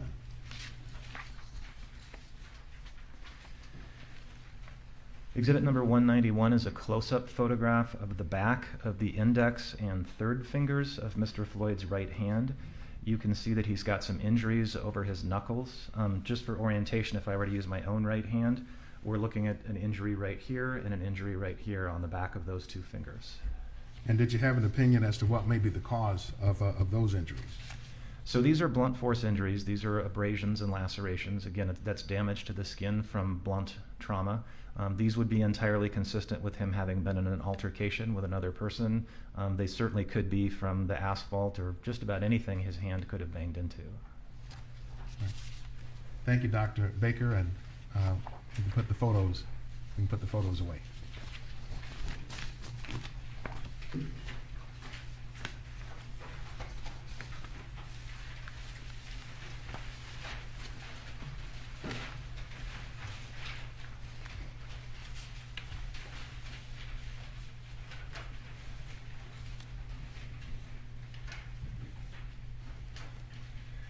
Now I'd like to talk with you for just a moment about your examination of Mr. Floyd's heart. Okay. Did you take a photograph of Mr. Floyd's heart still intact? No, I did not. Would you tell the jury why not? I don't normally photograph organs that appear to be perfectly normal unless there's some reason to. I don't have a photograph of Mr. Floyd's spleen or Mr. Floyd's liver either because those were also grossly normal. His heart was enlarged by weight, but that wouldn't really be something you could capture in a photograph unless it were so excessively enlarged that it would be obvious from the picture. And so when we talk about the tissues of the heart, are you able to describe them generally, such as the endocardium, the myocardium, etc.? Sure. Would you tell the jurors what those are that you ordinarily look at? Yeah, so dissecting the heart is one of the most important things we do in every autopsy because the heart is involved in so many of the deaths that we investigate. So the first thing we do is we carefully remove the heart from the lungs. The next thing you do is you carefully make sure that there's no blood or clot left in the heart because you want to get a very accurate weight. It turns out that the weight of the heart is a very good predictor as to whether that heart is normal or not. People who have high blood pressure for a long period of time, their heart will actually get heavier. Just like any muscle that's worked hard, the heart will grow in response to that kind of stress. So we do weigh the heart first. The next thing you typically do is you very carefully dissect the coronary arteries. And when I say carefully dissect, I mean you take a scalpel blade and you cut every 2, 3, 4 millimeters in very fine slices along every one of the coronary arteries. A normal adult heart will generally be described as having 2 coronary arteries, the left and the right. The left immediately branches into the left anterior descending and the left circumflex. So we dissect those two very carefully. And then we look at the right coronary artery. So usually you'll hear people describe 3 coronary arteries, the circumflex, the left anterior, descending, and the right. So we want to make sure those arteries are in the right place. We want to make sure they have normal openings where they connect to the aorta. And then we go tiny slice by tiny slice, making sure that none of those arteries have narrowings or blockages in them. After we've done that, then we typically will carefully slice the heart, meaning the whole organ where we're now cutting through the muscle. And as you're making those slices, what you're looking for is evidence of previous heart damage. Is there a scar in the heart? Is there hemorrhage in the heart, suggesting maybe a more recent heart attack, if you will? There's many more rare conditions of the heart that we're also looking for while we do this. None of those apply in Mr. Floyd's case, but those are always in the back of our minds as we do this. And then the last thing we do is once we've cut through the muscle of the heart, we open all the valves of the heart generally in the same direction the blood flows. We make sure the valve leaflets are normal, make sure there's no infections, there's no calcifications, there's the normal number of leaflets. So yeah, we've now looked at the outside of the heart, the coronaries, the muscle of the heart, and the valves. So having done all of that with respect to Mr. Floyd, did you find any previous damage to his heart muscle? No, Mr. Floyd had no visible or microscopic previous damage to his heart muscle. You know, and I apologize to you, Dr. Baker, and the jury, but there is one other photograph I do want to look at. Okay. So if we could pull out just number 192, which should be the heart valves.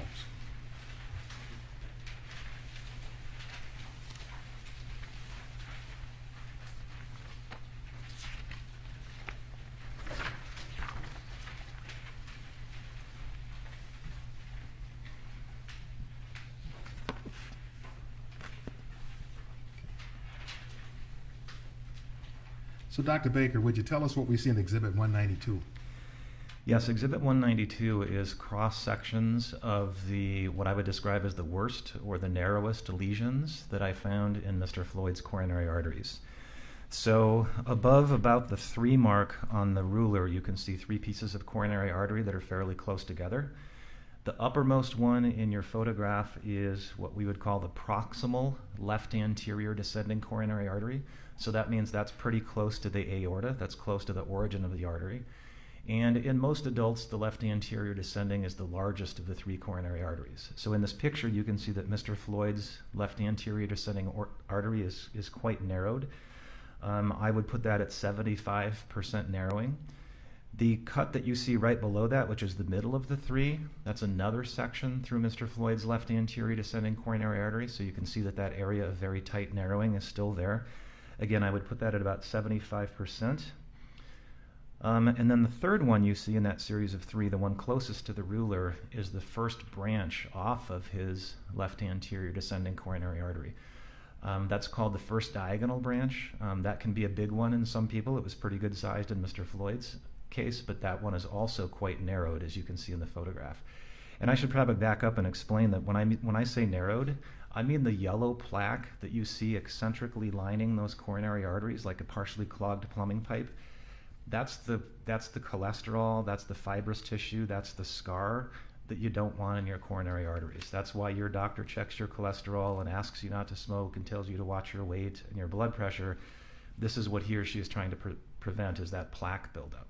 That's the yellow discoloration you see in these arteries. They should be wide open.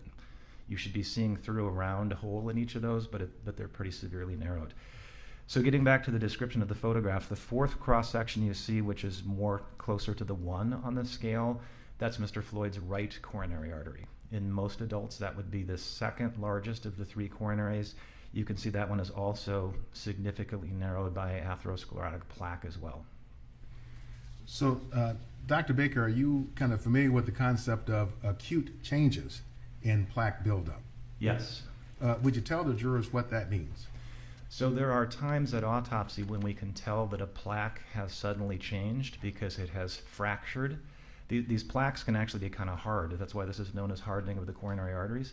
Sometimes these plaques will fracture and you can see clot or fibrin, which is protein from the blood, suddenly filling that plaque. And so the plaque went from being smaller than it used to be to being bigger than it used to be very, very quickly. Sometimes you can even get hemorrhage into a plaque as it fractures, and so the plaque can grow very quickly. We can see that with the naked eye at autopsy. Sometimes we can see that under the microscope as well. To get to the heart of your question, Counselor, I did not see those changes in Mr. Floyd's coronary arteries. These looked to me to be, I guess you would call them stable plaques, for lack of a better term. And if they had fractured in some way and created a clot of some kind, would that be observable on autopsy? Yes, and that's one of the reasons we dissect these arteries so carefully, is you wouldn't want to miss an acute change or a thrombus, because in most cases that would tell you a lot about how the person died. Mm-hmm. And if there were a thrombus and it affected the heart muscle, what would that look like if you had such an affected heart muscle on autopsy? If we find a thrombus, which means an acute clot in a coronary artery. If the person dies very, very quickly, which is entirely possible, we won't see anything abnormal in the heart muscle that depends on that coronary artery for its survival. People typically need to survive for hours from their acute cardiac event before we can see any changes in the heart, either under the microscope or with the naked eye. So again, if a person dies very, very quickly from a coronary artery event, we can only infer what happened based on the fact that they have bad coronaries and the circumstances of their death. We wouldn't expect the heart muscle to look abnormal. And if the heart muscle does show damage from a clot, what does that look like? So that depends on how long the clot has been there and how long the person has survived. There's a generally good progression of changes that we see very, very early. All you might see under the microscope is some of the heart cells start to look a little bit wavy and abnormal. Shortly after that, they start to take on way more pigment under the microscope than the surrounding heart cells do. They look much brighter to us under the microscope. Then those heart cells start to die, or necrose, as we say in pathology. That necrosis then brings in an inflammatory reaction from the body, and so you see inflammatory cells come and start to clean up those dead heart cells. And then eventually the body will bring in what we call granulation tissue, which is new blood vessels and early scar tissue. And if the person survives long enough, that dead area of heart will just turn into a scar. Dead heart cells, unfortunately, don't grow back, and so once they die, depending on how long the person survives, we'll see anything from those very early changes all the way out to a scar. But with respect to Mr. Floyd, you didn't see any damage to the heart muscle? That's correct. Let's talk about the brain. Did you note any injury or damage to his brain tissues? I did not. I did not notice any acute injury to his brain in the sense of physical trauma, nor did I note any injury to his brain in the sense of it being deprived of blood or oxygen. Did you note anything regarding Mr. Floyd's lungs? Mr. Floyd's lungs were quite edematous, meaning they had a lot of fluid and congestion in them, but other than that, they were generally normal postmortem lungs. And is it possible to get fluid on the lungs, or edematous lungs, I think you called it, from the efforts to resuscitate Mr. Floyd after he was taken from the scene? Yes. And what kinds of fluids could cause that? Well, basically what we're seeing at autopsy is just called edema fluid, which is a lightly protein-filled fluid that seeps out of the blood into the lungs and fills up the breathing spaces. We see that in people who have had protracted CPR, who've been given lots of fluid. As their heart's not working very well, perhaps not at all during the CPR, they're still getting a lot of fluid put in them in the emergency room, and so we can see that pulmonary edema from that. There's other circumstances in which we see pulmonary edema as well. It's a fairly non-specific finding.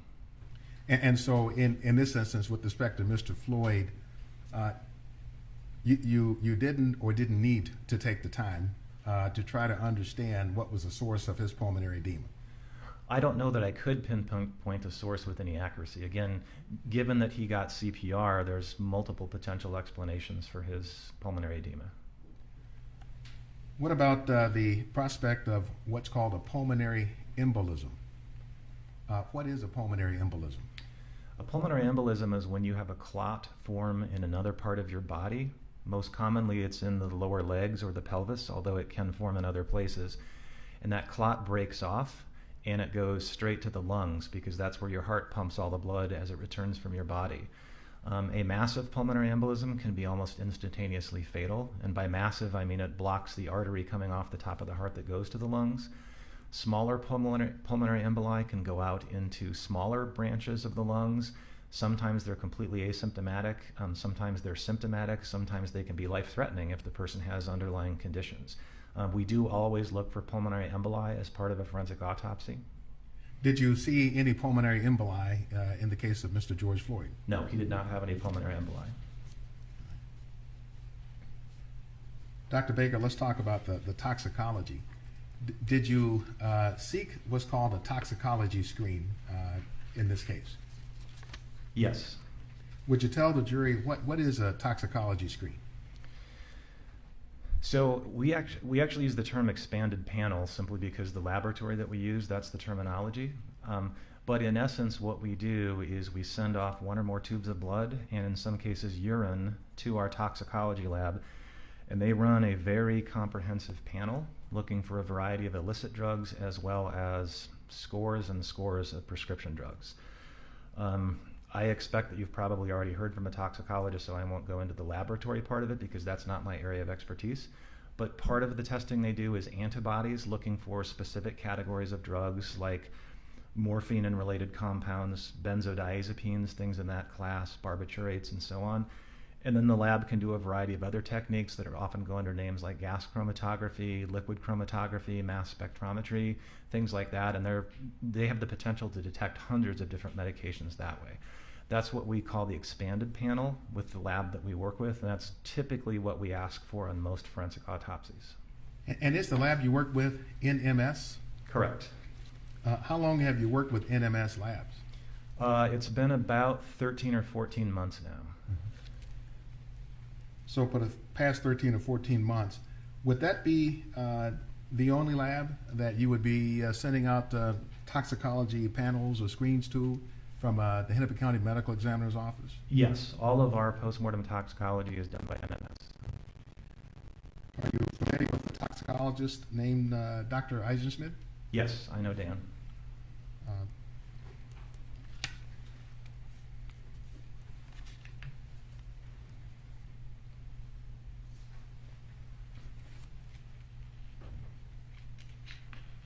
Dr. Eisenschmidt testified here just, time flies, I don't know if it was yesterday or 2 days ago, but he testified here. Do you have a good opinion of him as a toxicologist? He has been great to work with so far. Objection is sustained. Well, you know Dr. Eisenschmidt. I do. Did you examine the contents of Mr. Floyd's stomach as part of your autopsy? I did. What did you note regarding the contents? Counselor, can I refer to my report so that I don't Yes, speak? if it helps refresh your recollection.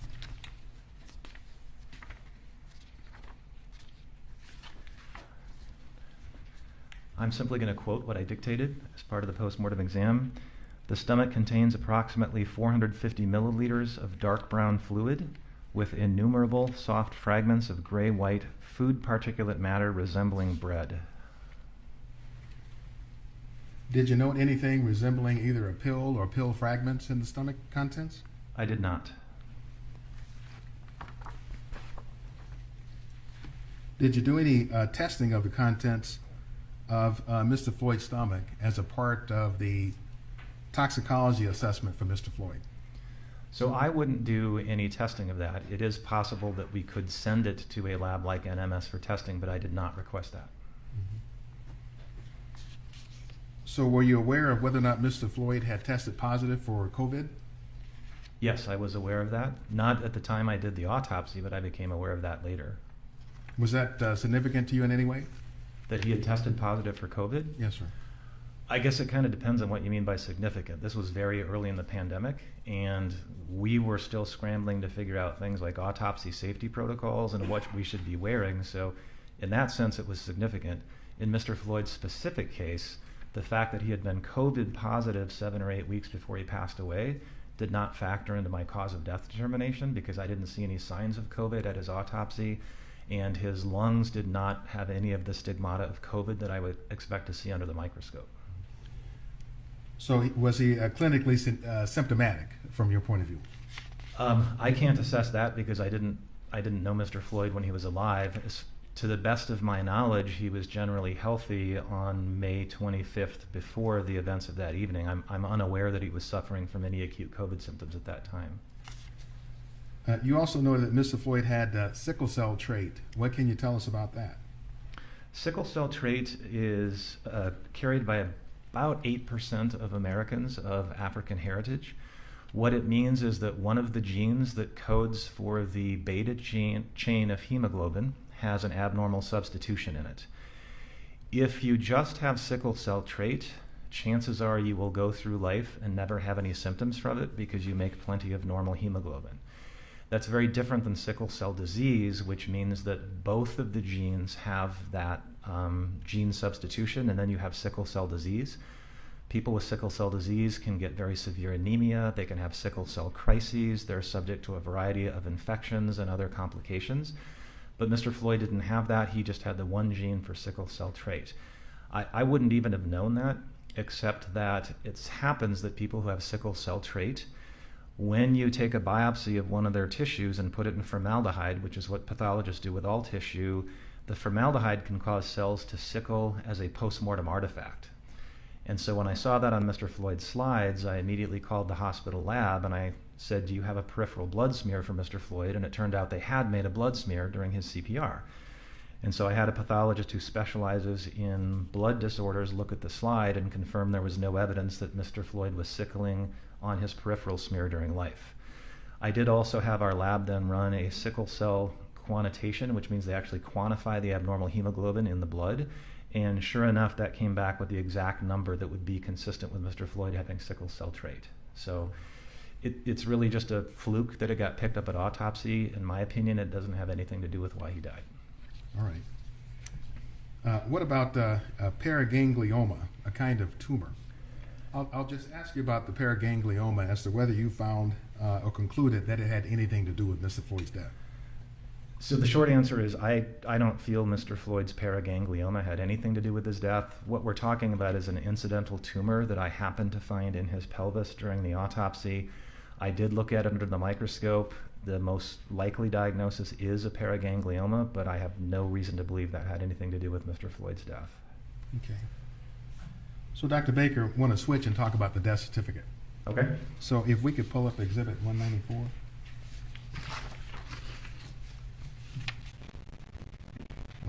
First, I'd like to talk to you about the press release report. Okay. And ask you first, Dr. Baker, if you would just identify what this is for the record. Yes, what you are looking at is the final press release my office put out once I had reached my conclusion as to the cause and manner of Mr. Floyd's death. Okay. Can you explain to the jury what it means to certify a death? To certify death as a physician means that you fill in the decedent's cause of death and their manner of death. And if their manner of death is other than natural, then you also have to fill in the how injury occurred box on the death certificate. Death certificates are relatively standard in the United States. Most of what's on them is largely dictated by the Centers for Disease Control. They vary a little bit in appearance from state to state, but the core elements are pretty much the same in every jurisdiction. Most of what's on a death certificate is actually filled in by family members and the funeral director. So, what's the decedent's full name? Where were they born? What are the names of their parents? Did they ever serve in the armed forces? There's all kinds of things that are captured. The medical examiner's primary role, again, as I mentioned, is the cause of death, the manner of death, and the how injury occurred. Most death certificates in the United States are actually filled out by clinicians, meaning your primary care doctor that you see. That person fills out death certificates for their patients who die of routine natural conditions. Medical examiners get involved when the death appears to be from unnatural causes. In practice, we should be the only people that certify deaths where the manner is ever anything other than natural. So doctor, if we could look at Exhibit 193. First, would you, for the record, tell us what this is? Yeah, this looks to be a actual state of Minnesota death certificate for Mr. George Floyd. These death certificates are actually produced by the state, not by the medical examiners. We simply fill in the parts we're responsible for. We push all of those data to the Minnesota Department of Health, and then the death certificate's issued by the state. And so that's why what you see here says state of Minnesota on the top. But the cause of death, the other contributing conditions, and the manner, that's what I'm responsible for, and that's right in the middle of your display. Yeah, just want to zoom in on that and show it to the jury. I think this is pre-admitted, Your Honor.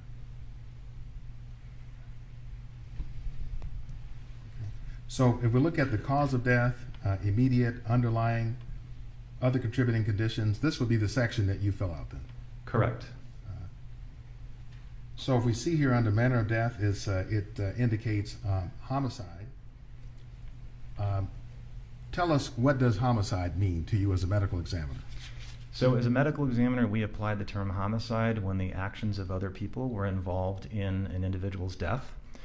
It's one of 5 manners of death that we can choose from, the other 4 being accident, suicide, natural, or undetermined. Homicide in my world is a medical term. It's not a legal term. From a vital health and public statistics point of view, it's critical that medical examiners fill in a manner of death on every death certificate, because from a public health point of view, you want to know how many people committed suicide in your state, how many people died of accidents in a given year in your state. And so it's a key piece of public health data, but we don't use it as a legal term. So to look at 918, correct? Dr. Baker, in front of you, Exhibit 918 is a list of manners of death, the ones you just talked to us about. Natural, accident, suicide, homicide, which I've highlighted because it's what you found in this instance, and then undetermined. Would you tell us from your point of view as a medical examiner, what does natural mean? Natural means the person died exclusively of natural diseases. Right, so an example of a natural disease might be a heart attack or a fatal arrhythmia as a primary cause of death. Those are actually pretty vague terms. We're much more specific. So to your point, counselor, arteriosclerotic heart disease causing a heart attack would be a natural cause of death. A ruptured brain aneurysm from long-standing untreated high blood pressure would be a natural cause of death. Metastatic lung cancer would be a natural cause of death. There's almost an infinite number of potential natural causes of death. And if we look at accident as an accidental cause of death, is a drug overdose an example of what could be an accidental cause of death? Most drug overdoses are accidental causes of death. Some are suicides. But yes, we do regard most drug overdoses, because we don't believe the person intended to die, we do regard those as accidents. And we know what suicide is. Doctor, what does undetermined mean? Undetermined means that despite the best efforts of law enforcement, the medical examiner's investigators, we simply never could pin down the circumstances under which the individual died. In any good medical examiner's office, you are going to have a small percentage of cases every year that go out undetermined in manner. Most of those, as it happens, are people who died of drug toxicity, and based on the drug levels, based on the person's known history, we just don't have enough data to know whether this was a suicide or an accident. And so if we don't know their intent, it's often undetermined. More dramatic but slightly less common example, you find a skeletonized body out in the woods. You have no idea why the person was there, how long they were there. There's very little left to work with, so you don't really know what happened. A case like that might go out undetermined as well. Again, much less common, but undetermined essentially means we never really did figure out the circumstances. Now, in Mr. Floyd's case, you listed the immediate cause of death as cardiopulmonary arrest, complicating law enforcement, subdual, restraint, and neck compression. Correct. What does cardiopulmonary arrest mean? That's really just fancy medical lingo for the heart and the lungs stopped. The heart, no pulse, no breathing. So with respect to the term complicating, am I right in the understanding that this term means occurring in the setting of? Yes. Or in other words, cardiopulmonary arrest occurring in the setting of law enforcement, subdual, restraint, and neck compression. Correct. So Dr. Baker, can you tell us how it is physiologically that the subdual, restraint, and neck compression caused Mr. Floyd's death? In my opinion, the physiology of what was going on with Mr. Floyd on the evening of May 25th is, you've already seen the photographs of his coronary arteries, so that you know he had very severe underlying heart disease. I don't know that we specifically got to it, counselor, but Mr. Floyd also had what we call hypertensive heart disease, meaning his heart weighed more than it should. So he has a heart that already needs more oxygen than a normal heart by virtue of its size, and it's limited in its ability to step up to provide more oxygen when there's demand because of the narrowing of his coronary arteries. Now, in the context of an altercation with other people that involves things like physical restraint, that involves things like being held to the ground, that involves things like the pain that you would incur from having your cheek up against the asphalt, an abrasion on your shoulder, those events are going to cause stress hormones to pour out into your body, specifically things like adrenaline. And what that adrenaline is going to do is it's going to ask your heart to beat faster. It's going to ask your body for more oxygen so that you can get through that altercation. And in my opinion, the law enforcement subdual restraint and the neck compression was just more than Mr. Floyd could take by virtue of those heart conditions. So, Dr. Baker, just a point of clarification that frankly occurs to me as you were talking. As a forensic pathologist, it's not part of what you do within the four corners of your job to try to calculate what Mr. Floyd's either lung volumes or oxygen reserves or that sort of thing would have been, is it? I think what you're getting at, Counselor, is the sort of thing that I would defer to a pulmonologist. Those are obviously things we can't measure post-mortem in living people. Clearly those things are the purview of pulmonologists. So Dr. Baker, we did find from the toxicology amounts of fentanyl and methamphetamine in the results from the lab. That is correct. You didn't mention either fentanyl or meth in Mr. Floyd's system. You mentioned those, but you don't list either of them on the top line as causes of death. Why is that? Well, the top line of the cause of death is really what you think is the most important thing that precipitated the death. Other things that you think played a role in the death but were not direct causes get relegated to what's known as the other significant conditions part of the death certificate. So the other significant conditions are things that played a role in the death but didn't directly cause the death. So, for example, Mr. Floyd's use of fentanyl did not cause the subdual or neck restraint. His heart disease did not cause the subdual or the neck restraint. All right. So these are items that may have contributed but weren't the direct cause. Correct.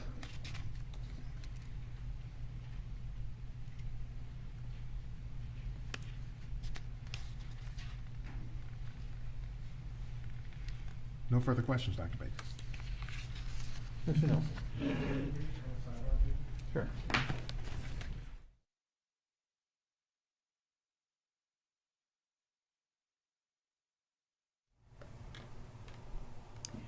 Dr. Andrew Baker, the medical examiner, testifying today. Now it should be the opportunity for the defense to cross-examine. This lasting not very long, especially considering how long the questioning has lasted of other witnesses. Some of the key elements here is talking about homicide, that this was a homicide as a medical definition by the Hennepin County medical examiner.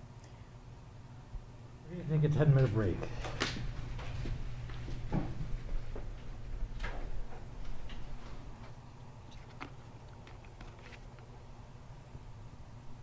This is live coverage from the Washington Post. This 10-minute break being called by Judge Cahill. Next up, the cross-examination of Dr. Andrew Baker. My guests are Eugene Scott, Rhonda Colvin, James Homan. Rhonda, let's go to you. We've all been watching so closely for this testimony. Let's bring out some of the key points here. Really, what the prosecution needs to do is cut to the chase. What is the cause of death, and what did the autopsy show, Rhonda?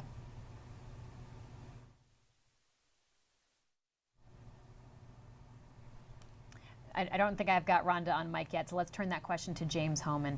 James, to you. Absolutely, Libby. They cut right to the chase. They had him explain that this is a homicide. They basically went through, after having him establish his credibility, he's run the national group.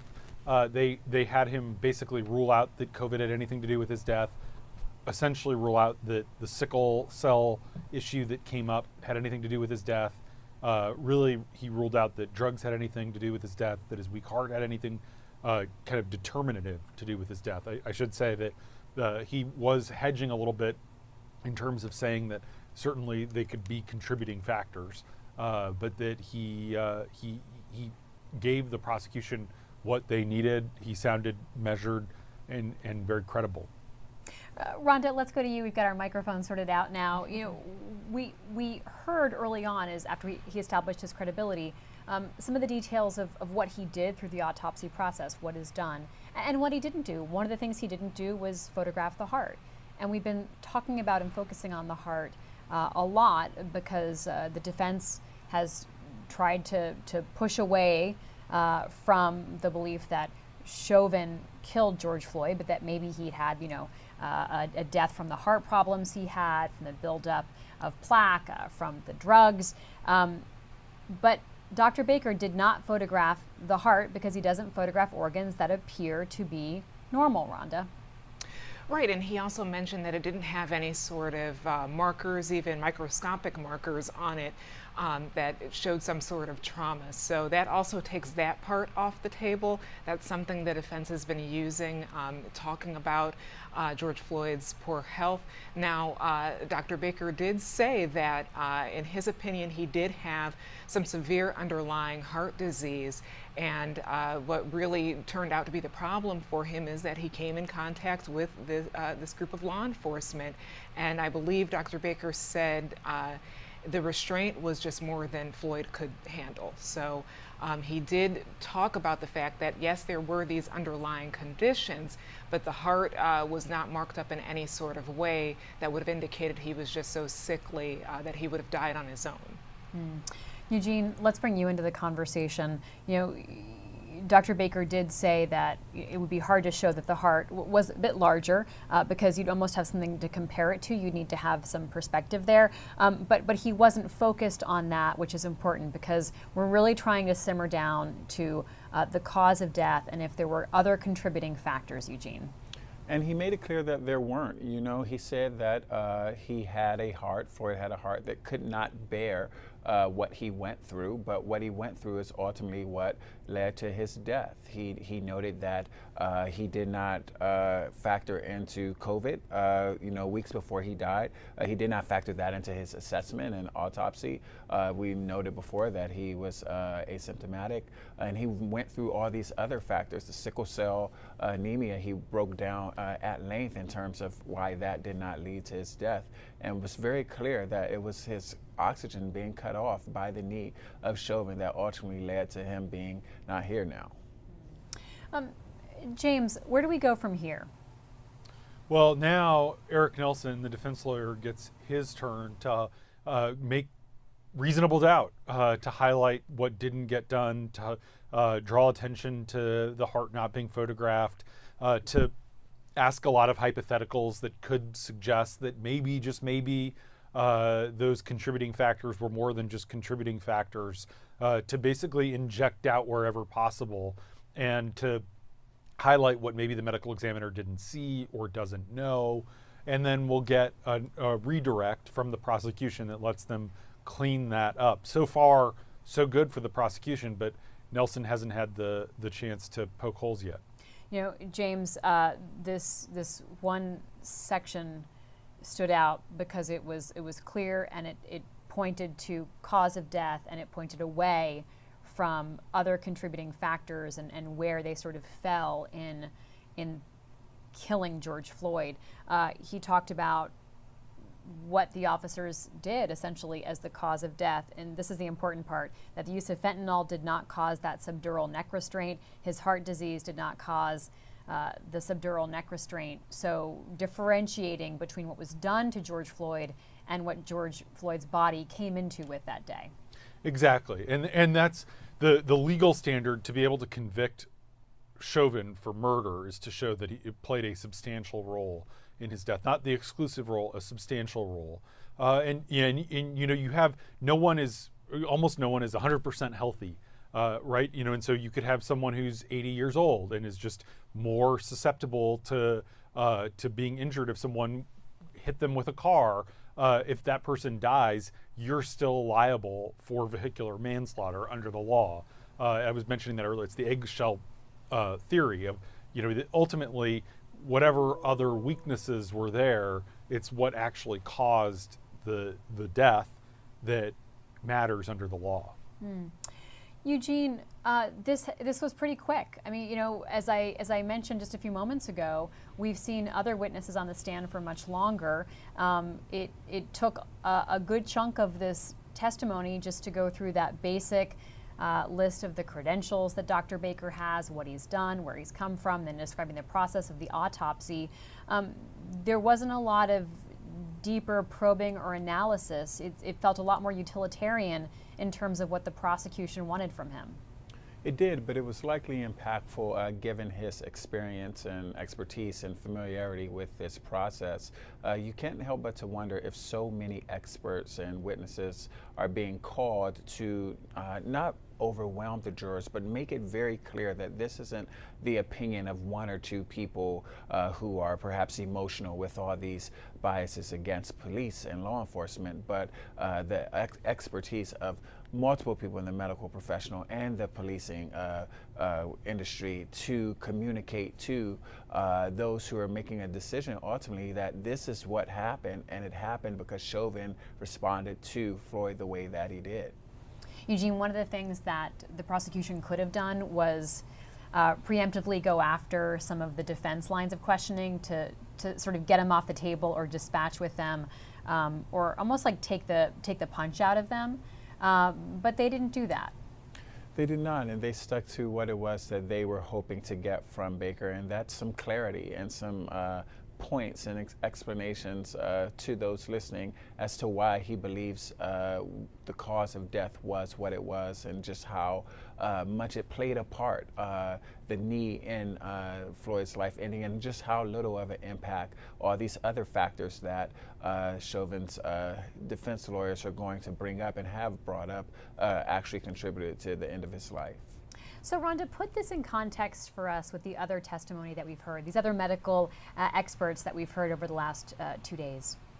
Well, it's certainly coming full circle, really, and I don't know if that was the state's whole strategy in this, but they had people come before Mr. Baker, somewhat saying very similar things. They have a very, and rightly so, a clinical approach to describing this, and they've all been saying, in one way or another, had it not been that Floyd encountered Chauvin, he may still be alive. So that is something that we just heard from Baker, that it just was too much for him, his heart, his lungs, to withstand what Chauvin was doing. So I think he's just adding to this long list that we've had all this week of medical professionals saying that this is what happened. Had Floyd not met up with the law enforcement, perhaps he would still be alive. And I think one of the interesting things in this last segment that stood out to me, and something that I learned, is he went through all of the causes of death, and when he got to homicide, he said that's a medical indication that somebody else was involved in the death. It's not suicide, it wasn't an accident. But when he got to the definition of a death that was just undetermined, I thought that was interesting, because some may think if it was so murky that Floyd was in such poor health or he had drugs in his system, so we just can't conclude what happened to him, perhaps the medical examiner would have used that option, but he didn't. He explained that as being something that is used in a small percentage of medical examiners use that to determine cases that you just don't know. If they have a toxicology report that you just can't indicate how a person died, was it an overdose, was it an accident? So that's something that they wouldn't use in this case, and I think that's interesting, because that may help the prosecution out a little bit more, saying that this expert, this medical examiner, said this was certainly homicide. Somebody else was involved in Floyd's death. Let's listen to some of this now, Rhonda. This is Andrew Baker's testimony about George Floyd's heart. So Dr. Baker, can you tell us how it is physiologically that the subdural restraint and neck compression caused Mr. Floyd's death? In my opinion, the physiology of what was going on with Mr. Floyd on the evening of May 25th is, you've already seen the photographs of his coronary arteries, so that you know he had very severe underlying heart disease. I don't know that we specifically got to it, Counselor, but Mr. Floyd also had what we call hypertensive heart disease, meaning his heart weighed more than it should. So he has a heart that already needs more oxygen than a normal heart by virtue of its size, and it's limited in its ability to step up to provide more oxygen when there's demand because of the narrowing of his coronary arteries. Now, in the context of an altercation with other people that involves things like physical restraint, that involves things like being held to the ground, that involves things like the pain that you would incur from having your cheek up against the asphalt, an abrasion on your shoulder, those events are going to cause stress hormones to pour out into your body, specifically things like adrenaline. And what that adrenaline is going to do is it's going to ask your heart to beat faster. It's going to ask your body for more oxygen so that you can get through that altercation. And in my opinion, the law enforcement subdual restraint and the neck compression was just more than Mr. Floyd could take by virtue of those heart conditions. So James Hohmann, there it is. You talked about that earlier, that this was just more than George Floyd's body could take, and this gets to the very heart of this case, what killed George Floyd. And that's going to be the soundbite, Libby, that the jury spends the weekend sitting with, that it was more than he could take, and that it was the law enforcement subdual, that this does undercut the central defense argument, which is that it was, he was going to die anyway. It was a drug overdose. We have this guy who is an independent medical examiner who is at the top of his profession saying that that's not it. It was homicide, and it was more, the knee was more than George Floyd could take. So, James, does this dispatch then with some of the differentiating the defense is trying to do over whether Chauvin's knee was on his neck the whole time or perhaps on his back a little bit, whether his weight shifted? Does it dispatch with some of the other ways that the defense team is trying to sort of poke some holes into the case? Well, I don't think that it's going to stop any of those arguments from being repeated again. I think that you're going to continue to hear, Eric Nelson, especially next week, once he gets the chance to start making his case, we expect on Tuesday, to say, look, his knee wasn't on the neck the whole time. James, That's I'm going to cut you off there because the court is back now, and once again, this is the cross-examination of Dr. Baker. Good afternoon, Dr. Baker. Good afternoon, Mr. Nelson. If I may have just a moment, Your Honor,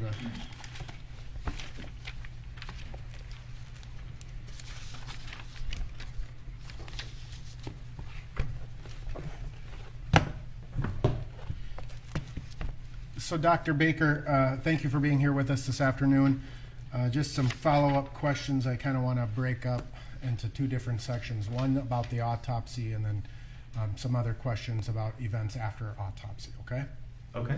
All right. So you understand, Dr. Baker, that you've testified in many cases in Hennepin County before? Yes, I have. Dakota, Scott County as well? Not nearly as much, but yes. And you understand that as a part of the process of exchanging information, the defense receives copies of everything, your reports, meeting notes, prior statements you've given, things of that nature, yes. Right? Okay. And have you had opportunities to review all of that information prior to your testimony today? To the best of my knowledge, yes. Okay. And ultimately what you testified is in a death investigation, it's much more than just simply an autopsy, agreed? Correct. And in fact, if you pull your file, it usually ends up being a few inches thick, right? We're actually paperless at the medical examiner's office, but if you printed it out, yeah, I guess it would be a few inches thick. Yeah, well, that's what I did, and that's what it is. I guess I got to get with the times. But ultimately, that file contains your autopsy report, correct? Correct. Death certificate, the paperwork that you fill out for the state of Minnesota? Yes, we don't actually get a copy of the death certificate from the state, but everything we put on the death certificate is in our file. Right. And then you also keep track of conversations that you have with people, right? Generally, yes. That's usually more my investigators who are talking to family, treating physicians, hospital records departments and stuff. So you keep sort of a log, so to speak, of today investigator so-and-so spoke with X, right? Again, I don't personally do that so much, but yes, my investigators do. Right. And it's all a part of this file, right? Correct. And then in addition, you obtain any known medical records that may factor into your analysis as well, right? Yes. You had received some hospital records from HCMC regarding Mr. Floyd, correct? Correct. But you don't go out and try to search, or perhaps you do, try to search for every provider that he or that any person generally may have seen, right? In most cases, that's correct, Counselor. There wouldn't be a lot of point in us trying to get every medical record ever generated for a particular decedent. It would only be if I thought it would help me understand the cause and manner of death better. Okay, fair enough. Now, I want to talk to you first about the word complicating. How do you define the word complicating as you used it as to the cause of Mr. Floyd's death? I use the word complicating the way I think most physicians use the word complications, and I'm guessing that most people who've ever been a patient or had a loved one who's been a patient knows what physicians mean by the word complications. It means that an intervention occurred and there was an outcome that was untoward on the heels of that intervention. So for example, somebody goes into the hospital for hip surgery and they develop a blood clot in their leg. That's a complication. You get started on a new medication for a heart condition and you have an allergic reaction to it. That's a complication. So it's an untoward event on the heels of an intervention that happened. That's how I look at it as a physician. Right. And it could be during an incident as a result of an incident, right? Again, we don't usually use the word incident in medical practice, but yeah, it could be an immediate complication as a result of a medical intervention or therapy, or it could be what we call a delayed complication.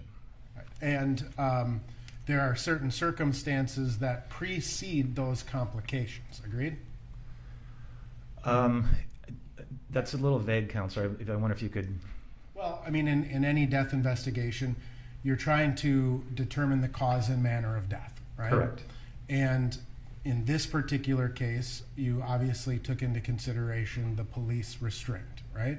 Correct. But you also took into consideration the heart disease, correct? Yes. As well as the toxicology results. Agreed?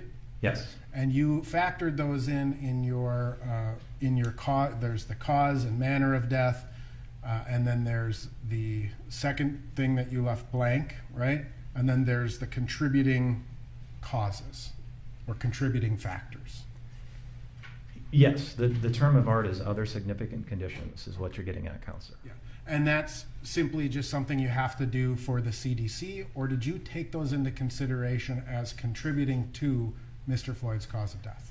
So when you put those on a death certificate as a physician, what you're saying is, I think these played some role in this death. They had a contributing condition.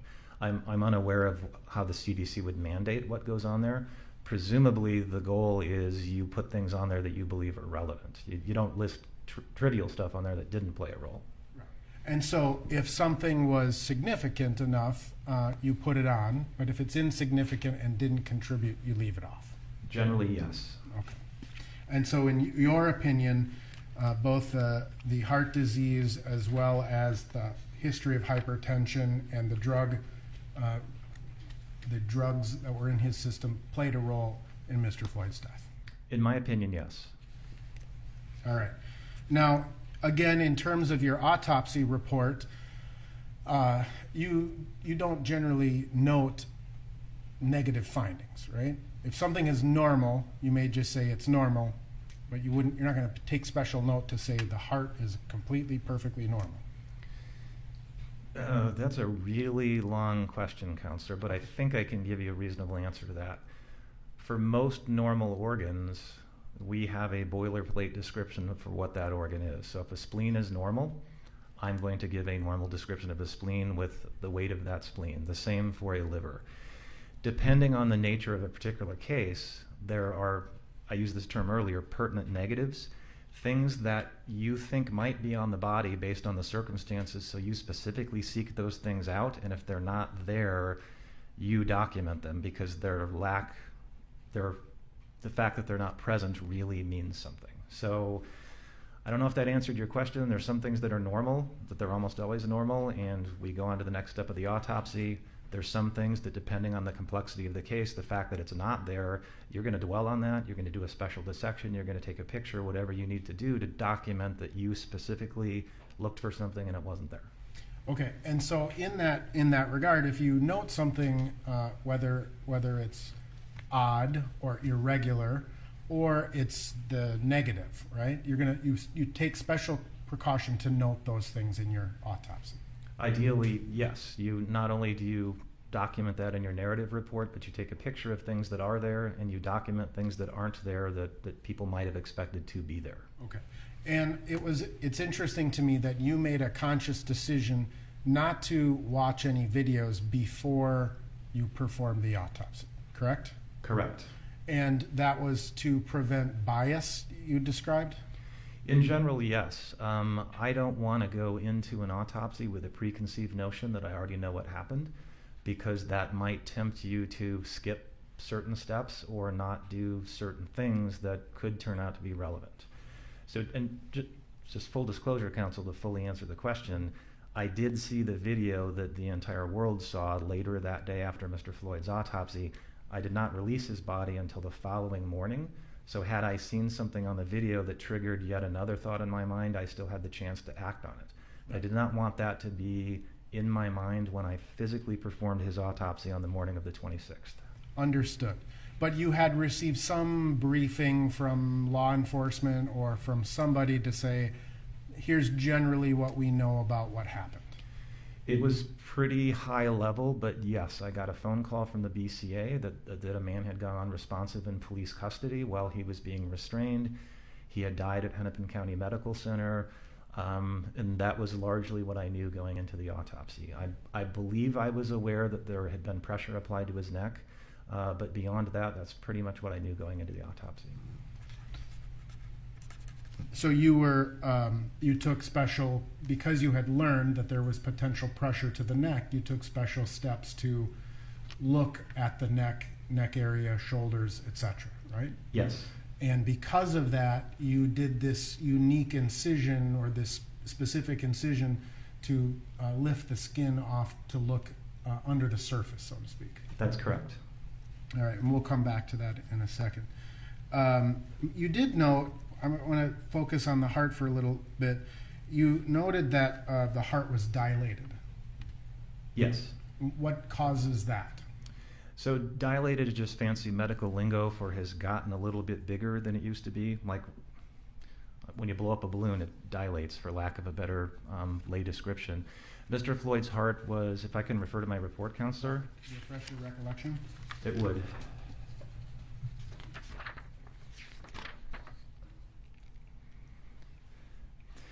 So I described the ventricles, which are the two main pumping chambers of the heart, the right and left, as mildly dilated in Mr. Floyd's case. I would interpret that as being part and parcel of his high blood pressure. That's a manifestation of the heart getting bigger and heavier as it works against that continued high blood pressure over a period of time. Okay. You also took note of the size of Mr. Floyd's heart, right? It's actually the weight, counselor, but yes, weight.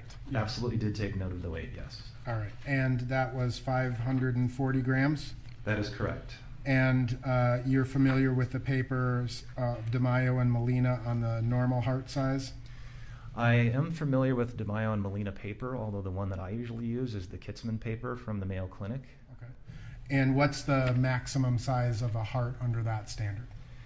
So the Kitzman paper normalizes heart weights as a function of your body length and your body weight. Because if you think about it, a very large person is going to have a larger heart than a very small person. So you don't want to penalize people for being too big or too small. That's why you normalize their heart weight. So in Mr. Floyd's case, the upper limit of normal for his body length, according to the reference that I use, is 510 grams. The upper limit of normal for his body weight would be 521 grams. Again, he was 540 grams, and so he is outside the upper limit of normal. That means on the bell-shaped distribution of heart weights for a man his size, he's way out on one of the tail ends, the heavy end. Okay. And all of these various standards in terms of the weight of a heart, they're peer-reviewed? As far as I know, yes. The reference I use is from the Mayo Clinic proceedings, which I'm going to assume is peer-reviewed. Right. And as would be, say, DeMaio and Molina's or the Northwestern studies or any of these other studies? I'm not familiar with the other studies you're referencing, Counselor. The DeMaio and Molina paper, I believe, was published in the American Journal of Forensic Medicine and Pathology, which I know to be peer-reviewed. Okay. And you would agree that the larger the heart is, the more blood it needs to provide adequate oxygenation. Agreed? As a general rule, I would say that is true, yes. What types of things cause a person's heart to be bigger than normal? The most common cause by far in adults in the developed world would be high blood pressure. There are a number of far less common causes. Aortic valve disease could do it if the heart's pumping against a defective valve. There are genetic causes of an enlarged heart. Typically, we can tell those by looking at the heart grossly and microscopically. Those are much farther down the list than high blood pressure, which again is the number one by a long shot. And based on your review of Mr. Floyd's medical records, you determined that he has a history of high blood pressure, correct? Yes, it was very helpful to learn that from his medical records. He was known to be hypertensive. Can you describe the narrowing or the stenosis of the coronary arteries a little bit more detail? I can, Counselor, if I may refer to my report again. So as I mentioned when I was describing the photographs earlier, he had 75% proximal and 75% mid narrowing of his left anterior descending coronary artery. Again, in most people, that would be the largest of the three coronary arteries. He had 75% narrowing of the first diagonal branch of his left anterior descending coronary artery. And then in his right coronary artery, which in most people is the second largest of the three, he had 90% proximal narrowing. All right. And what do forensic pathologists generally consider to be enough narrowing of the arteries to cause a sudden death? We usually look to 75% greater as capable of causing sudden death. And are you familiar with myocyte necrosis? Yes. And do you have to have myocyte necrosis to cause a sudden death? No, you do not. In an arrhythmia, there would be no necrosis, correct? So an arrhythmia is an electrical phenomenon, not an anatomic one, and so I really can never diagnose an arrhythmia post-mortem. We just have to infer that from the circumstances and from the condition of the coronaries. And when we describe hypoxia of the heart, that's the reduction of oxygen to the heart, correct? Correct. And can you,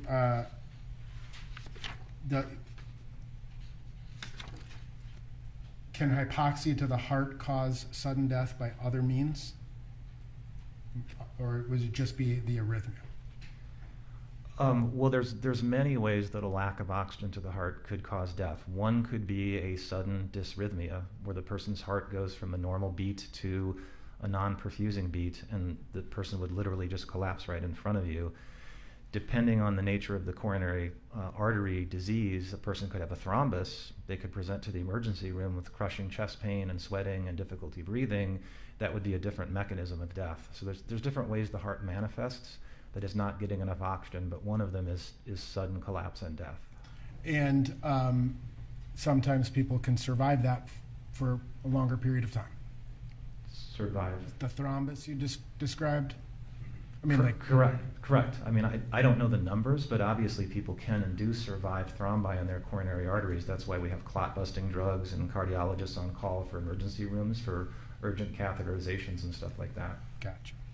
Now, can you generally describe the conduction system of the heart? Only in the broadest terms, because I'm not an expert in the conduction system of the heart. I have other people I rely on for that, but it's basically the electrical system of the heart. There's a part of your heart called the sinoatrial node, and that's like the little watch in your heart that starts every heartbeat. You would be able to see what it's doing on an EKG if you were looking at an electrical tracing in a living person. That's then conducted to another node that's known as the AV node, the atrioventricular node, and then the electrical impulses go out from that to the ventricles that cause them to beat. You can actually see the conduction system under the microscope if you take it out and look for it. And there's on very rare occasions we do that.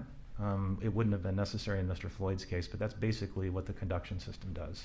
If the conduction system is impaired, what happens? I'd have to defer to a cardiologist on that because there's so many different ways it can be impaired. Sometimes it's completely benign. Sometimes a person might need a pacemaker or even a defibrillator. It totally depends on the nature of the derangement.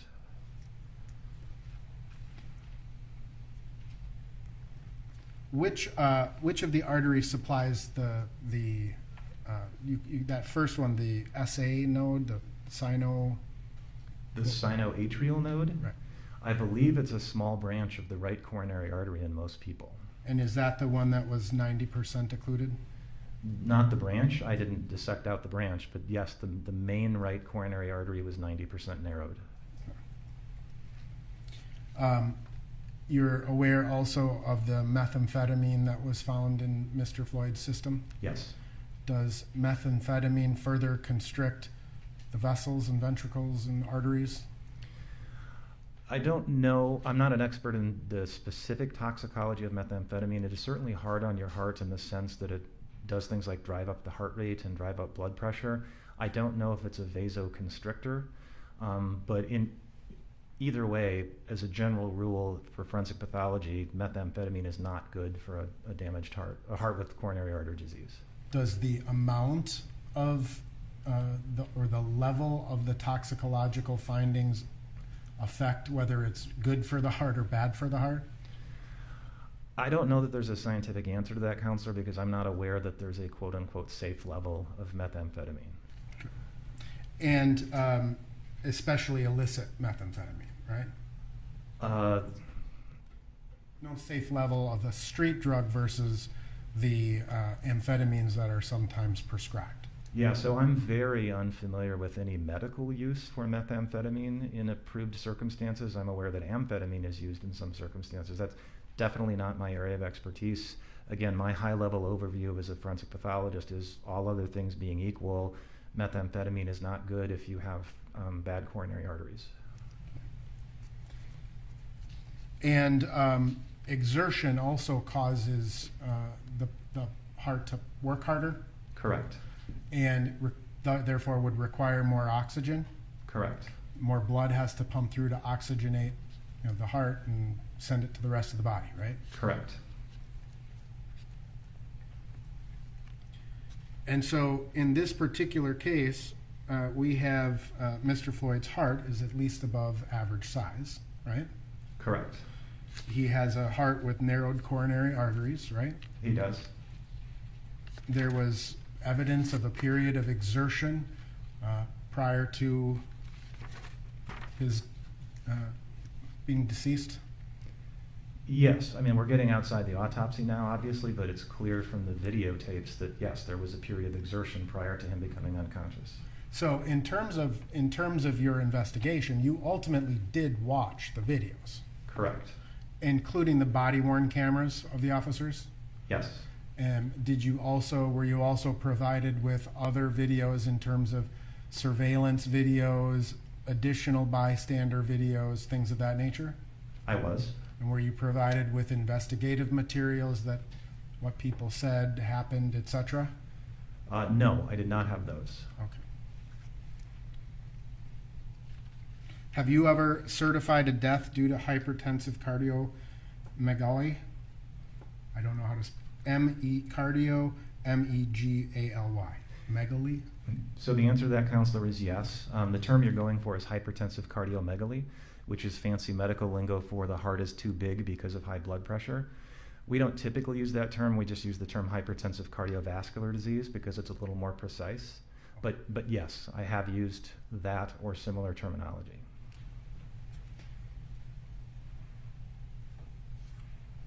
Have you ever certified a death due to atherosclerotic cardiovascular disease? Yes. And similar narrowings of the arteries compared to Mr. Floyd? Yes.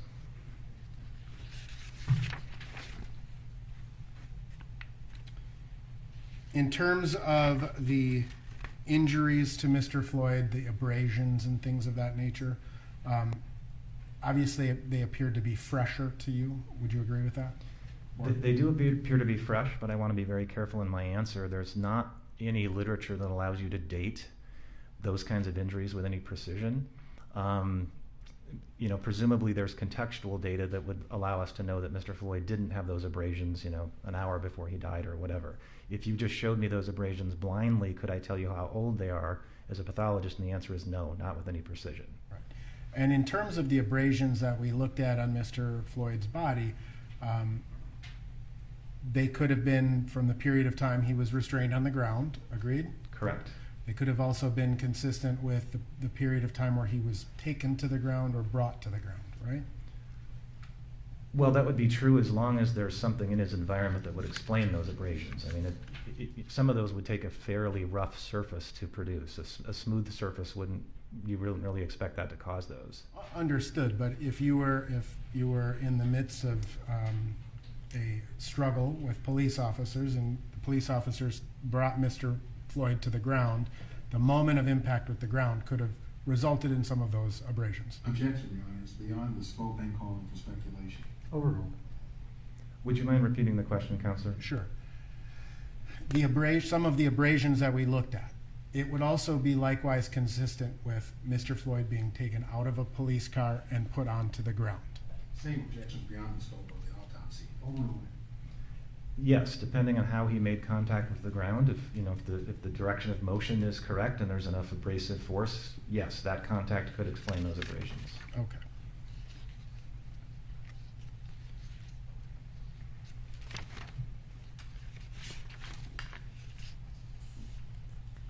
Would you agree with the general proposition that the prone position is not inherently dangerous?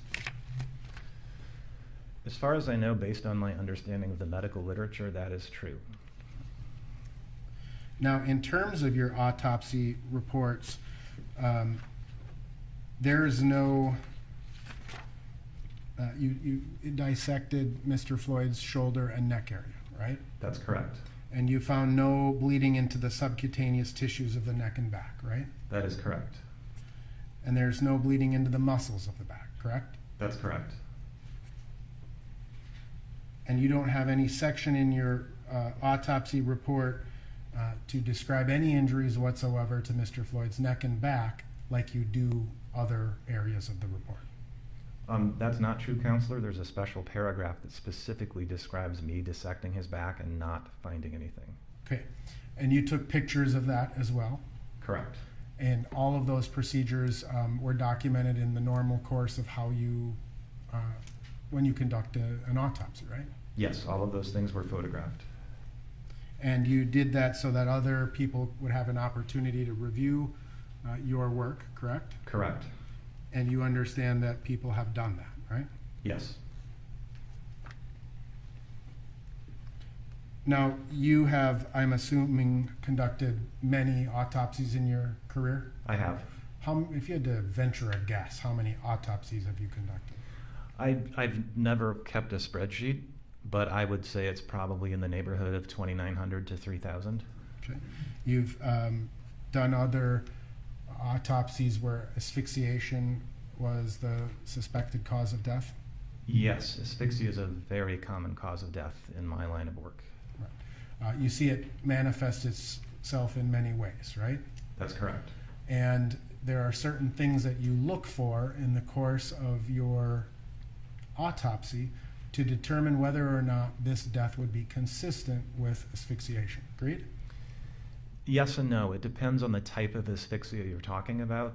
There are many ways that human beings die of asphyxia. So as pathologists, we want to make sure we know the type of asphyxia that we're talking about, because the signs that you would see are going to vary from one type to another. And including, you look at the brain for signs of lack of oxygen, right?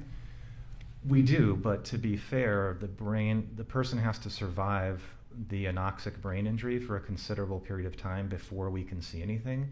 In most of the asphyxias that we investigate, we're not going to see any acute changes in the brain. You look for musculoskeletal changes to the body, right? Again, depending on the nature of the asphyxia, yes. So you may look for, perhaps if the asphyxia was from the front to the back, broken hyoid bones, for example? Correct. We're specifically looking at things like the muscles of the neck, the thyroid cartilage, the hyoid bone, in things like strangulations and hangings where there's pressure on the neck. Okay. And you formed some opinions ultimately about the amount of pressure and whether the pressure was applied to the neck, right? Could you be more specific now, sir? Well, ultimately you have your, you have described your cause of death, right? Correct. And part of your cause of death includes neck restraint, right? I believe I actually used the term neck compression, but yes, that is on the top line of my cause of death statement. And in the course of your many conversations that you've had with various prosecutors and law enforcement officers, you, after watching the video, you've made some statements about where you thought Mr. Chauvin's knee was placed. Would you agree with that? Yes. And did you feel that Mr. Chauvin's knee was compressing his neck? Yes. Did you describe it as being more on the back or in this lower part, base part of the neck? So in my impression from the video, and I want to be very clear, I have no special expertise in looking at videos. I'm just looking at them as another person trying to figure out what happened. In my opinion, it would appear that Mr. Chauvin's knee was primarily on the back or the side or the area in between on Mr. Floyd's neck. Did you see any evidence that he was occluding the carotid artery? It did not appear to me on the video that his knee would have been able to occlude the carotid artery.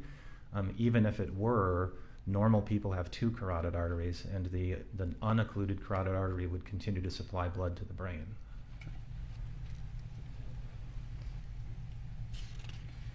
And when you look at deaths by manual strangulation, for example, are you also looking for bruising? Yes. You're looking for bruising. Do you see that bruising in the majority of your cases or not in the majority of your cases? Well, keep in mind that my patients are all deceased, and so if my patients were strangled, it was so significant that they died. And I say that because if you were to ask an ER doc for her experience looking at living strangulation victims, you might get a different answer. In my world, we typically see bruises on the outside of the neck, we see abrasions on the neck, we see bruises to the small muscles of the neck. Depending on the type of strangulation and how old the decedent was, we could even see fractures of the thyroid cartilage and the hyoid bone. And we often see petechiae as well, which are little tiny blood spots on the lining of the eyes. Sometimes you can see them on the face, on the inside of the lips, even the inside of the mouth. And did you observe any of those signs in this case? No, I did not. And in terms of, when you think about just kind of the classic strangulation, I'm taking my fingers and my hands and I'm applying pressure to your neck, even those small fingers, you would expect to see bruises consistent with the size of my fingers, right? Again, in my line of work, we more often than not see bruises. You did say consistent with the size of your fingers. That might be true on television shows, but in the real world, there's not a lot of correlation between the size of bruises we see and the size of assailants' hands. But we are looking for those telltale bruises. All right. And in terms of, in this particular case, the knee, the placement of the knee being a pretty bony, hard, round object, right? Yeah, I mean, it's pretty concentrated right under the kneecap at the force. Right. And of course, the shin bone is just below the skin, right? Yes. And it's sort of triangular in its nature, right? On cross-section, yes. And so if a substantial amount of force was being used by the knee or the shin bone on the neck or back area in your line of work, and if that force was sufficient to asphyxiate him, would you expect to see bruising? I would expect to see bruising, but I don't know that the lack of bruising excludes that. You and I kind of just pivoted from strangulation, which is really pressure to the front of the neck, to the pressure of the back of the neck. And that's just not something that I think we see as medical examiners, pressure to the back of the neck explaining a strangulation. Or an asphyxiation. Correct. So is there any objective medical finding in your autopsy that shows a sufficient or significant amount of pressure to the back? Again, I think we've covered this. I did not find any injuries to Mr. Floyd's back, not on the outside of his body, not looking at the soft tissue under his skin to make sure I didn't miss any occult bruises. I didn't find any bruises on his back. Did you find any hypoxic changes to Mr. Floyd's brain? I did not, but again, a person has to survive for many hours before we would be able to see those as pathologists. You're generally familiar with a hypoxic death and how that occurs?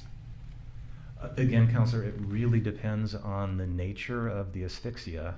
Keeping in mind, in my world, asphyxia is hangings, it's strangulations, it's carbon monoxide poisoning, it's drownings. There's all different ways people can be asphyxiated.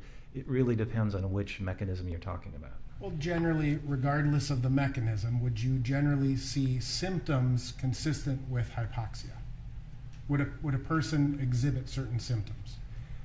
So symptoms is a little outside my bailiwick because we're talking about living people, and I don't treat living people who are suffering from hypoxia of any cause. So, I mean, Dr. Thomas, who just testified, would testify that you may see confusion when someone is going into a hypoxic state. Objection, Your Honor, to the characterization of Dr. Thomas's testimony. Rephrases. Certainly. What he agrees to. So, your role as a medical examiner, right?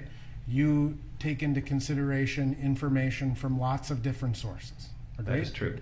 And there may be cases where you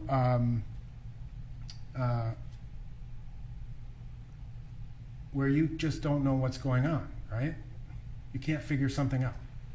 Could you be more specific? Well, you have a decedent in your medical examining table, and there appears to be some sort of tropical disease, right? I'm assuming you're not a tropical disease or an infectious disease expert, right? Certainly not an expert in tropical diseases. We do diagnose a lot of infectious diseases at the EMA office. But if there's some sort of infectious or tropical disease, you may go to another person and ask that person, hey, are you familiar with this? Your Honor, object to the question that in terms of relevance and beyond the scope. Beyond the scope is overruled. Relevance at this point is sustained. Sure. Do you rely on the expertise of other physicians when you conduct an autopsy? Not always, but I am never above reaching out to clinical colleagues or other pathologists if they have an area of expertise that would help me. And part of your job as a pathologist is to attempt to determine whether there is asphyxia in a particular case, right? Again, it completely depends on the nature of the case, Counselor, but if it appears to be an asphyxial death, we're always trying to get at the root of how did this occur? Why did this person asphyxiate? And as a physician, you're physician and a forensic pathologist, you're familiar with what happens to the human body when someone asphyxiates, right? In general, yes. Again, I don't actually see living people asphyxiate. I don't treat living victims of different types of asphyxia in a clinical setting. But in the context of your research or education, you may go to a conference and they're saying, here's an asphyxia death. Let's talk about it, right? Here's a picture of someone hanging from all the way fully suspended versus someone who is on their knees and suspended forward with a belt or something. Object to the question is vague and relevant, Your Honor. Sustained is relevant. Are you familiar with the symptoms of hypoxia? Again, they would be very general symptoms, and I don't know what the differential diagnosis for those symptoms would be. What would the general symptoms be? Of hypoxia? Right.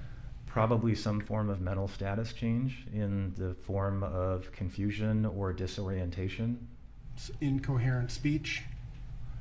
Again, the differential diagnosis for something like that is so long. Could asphyxia explain that? Yes, but there are many other things that could as well. When someone is hypoxic, does that cause that person to breathe faster? I honestly don't know. Again, it probably depends on the nature of the asphyxia. I would defer any further questions to a pulmonologist because they're the experts in breathing. Okay.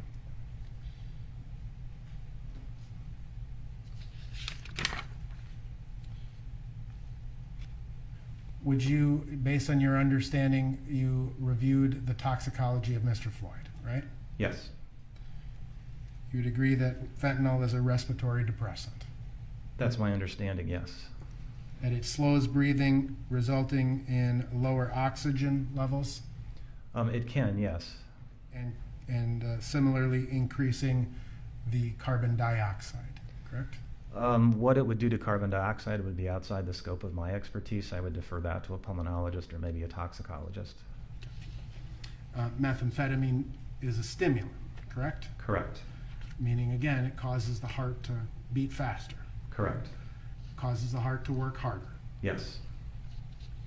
causes constriction of the arteries. I believe you already asked me that, counselor, and my answer was I don't recall if that's a specific mechanism of methamphetamine, but I would acknowledge that it increases your heart rate and the work of the heart. So, have you certified deaths by overdose? Hundreds of times a year. Have you certified deaths as an overdose where the level of fentanyl was similar to the level of fentanyl in Mr. Floyd?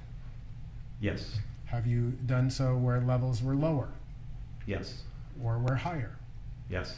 What's the lowest level of death by fentanyl overdose that you have certified? Without doing a search of my office's records, I'm not prepared to give you an answer on that. I know I've seen levels as low as 3 nanograms per ml and possibly lower. Like all death investigations that we do, if it involves a drug overdose, you also want to try to piece together the person's history of how much they've been using it, how long they've been using it, if they're tolerant to it at all. There's a lot of variables that go into it, but I've seen levels as low as 3, in some cases even lower if there's other intoxicants on board, such as alcohol or benzodiazepines. So the combination of drugs in any person's system is a relevant consideration.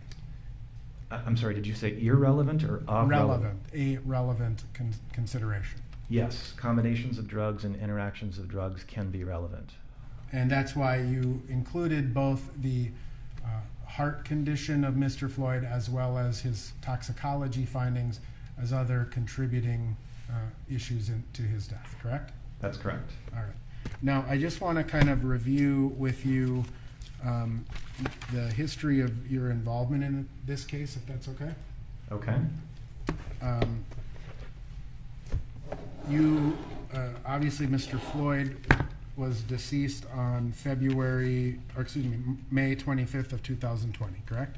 Correct. You performed the autopsy on the 26th? Yes. And after the autopsy, you had a meeting with some Hennepin County attorneys, correct? Correct. On May 26th, correct? Yes. And do you recall telling them that the autopsy revealed no physical evidence that Mr. Floyd died of asphyxiation? I don't know what my specific language is, but yes, that is what I conveyed to them, was the lack of anatomical findings that would support that conclusion. All right. And you told them that you had avoided watching the videos at that point, right? Until after I'd performed the autopsy, yes. All right. Do you recall telling them certain factors that you thought contributed to the death? Your Honor, object on the grounds of hearsay and cumulative. Members of the jury, you should consider any statements made outside of court as possible impeachment of the witness's testimony and not for what is actually being asserted. Mr. Nelson, you may ask that question. Thank you. Do you recall telling the Hennepin County Attorney's Office on May 26th, after you conducted your autopsy, what you thought the contributing factors were to his death? I don't recall the specifics of that conversation. As far as I know, the only narrative record of that conversation would be what they wrote down. I would be shocked if I did not tell them about Mr. Floyd's heart condition, because obviously I knew that the moment the autopsy was done. I couldn't have known the toxicology results the afternoon of the autopsy because I wouldn't have those back for several more days. So you found initially that his heart condition was pretty significant, right? Yes, you would know that walking out of the autopsy suite. You received the toxicology on June 1st of 2020? Could I refer to my record and see if that's correct? Yes. On or about June 1st? That is correct. And I'm going off the toxicology report itself. It appears that it was issued on the morning of June 1st at 7:04. Okay. Do you recall having a conversation with Hennepin County prosecutors about the significance of the toxicology findings? I recall having the conversation. I don't recall the specifics of it, but I'm certain that I would have relayed the toxicology findings to them. Do you recall describing the level of fentanyl as a fatal level of fentanyl? I recall describing it in other circumstances. It would be a fatal level, yes, in other circumstances. And would you agree that one of the causes of the pulmonary edema that you communicated to the county attorneys was also fentanyl? Fentanyl can certainly be a cause of pulmonary edema. As I indicated earlier in previous questioning, it's confounded by the fact that Mr. Floyd had quite a bit of CPR, and so I find the pulmonary edema much less specific, given that he survived and made it to the hospital for a period of time. Do you recall telling the county attorney's office that had you found Mr. Floyd under different circumstances, you would have determined this to be a fentanyl overdose? So I don't recall specifically what I told the county attorney, but it almost certainly went something like this. Had Mr. Floyd been home alone in his locked residence with no evidence of trauma, and the only autopsy finding was that fentanyl level, then yes, I would certify his death as due to fentanyl toxicity. Again, interpretation of drug concentrations is very context dependent. You then were also interviewed by the Federal Bureau of Investigation on or about July 8th of 2020? I believe it was the Federal Bureau of Investigation and/or the U.S. Attorney. A lot of these took place over video calls, and I wasn't entirely sure who was who at all times, but I believe it was those two groups, yes. And that occurred on July 8th of 2020, correct? To the best of my recollection, yes. Right. Were you asked but-for type questions? I was. And were you able to form an opinion on but-for the involvement of law officers, whether Mr. Floyd would have died under these circumstances? Objection, Your Honor, is the stated legal standard. Overruled. This is not the legal standard, simply his diagnosis. You can go forward on that basis. So I'll answer the question, Counselor. As I mentioned earlier, there were multiple people on these video calls, and at some point there was more than one person asking questions at a time. I don't normally think of things in the but-for paradigm. Perhaps that's a legal thing, but it's not normally how I think as a forensic pathologist. So what I clarified for the U.S. Attorney and the Federal Bureau of Investigation was my opinion as to what happened to Mr. Floyd, and that is he experienced a cardiopulmonary arrest in the context of law enforcement's dual restraint and neck compression. It was the stress of that interaction that tipped him over the edge, given his underlying heart disease and his toxicological status. That was also clarified in a letter from the Hennepin County Attorney to the U.S. Attorney, I want to say within a few days of that meeting, because of the confusion around how that meeting was run and the way those questions were asked. Fair enough. Thank you.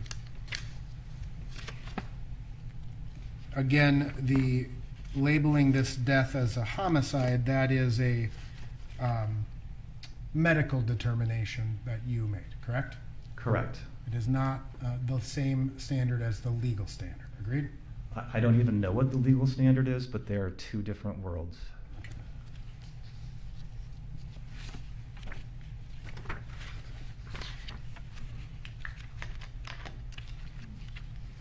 Now, in terms of your, again, involvement in this case, you have actually testified twice in connection with other proceedings, right? Yes. Regarding the death of Mr. Floyd, right? Yes. And the first of those testimonies occurred 20th of August, 2020? Yes. You understand that those were transcribed and under oath, correct? Correct. And you have had an opportunity to review those transcripts? I have. All right. The first time you testified in connection with the death of Mr. Floyd, at any point do you recall saying that I have to defer to some other specialty? I believe I said that multiple times. The first time you testified or the second time you testified? I recall it was much more frequent the second time. I don't recall how often it happened the first time, if at all.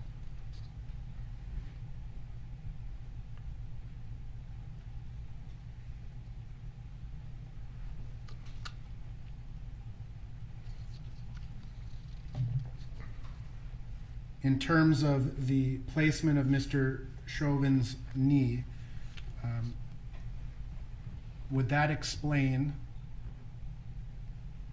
anatomically why Mr. Floyd, would that anatomically cut off Mr. Floyd's airway? In my opinion, it would not.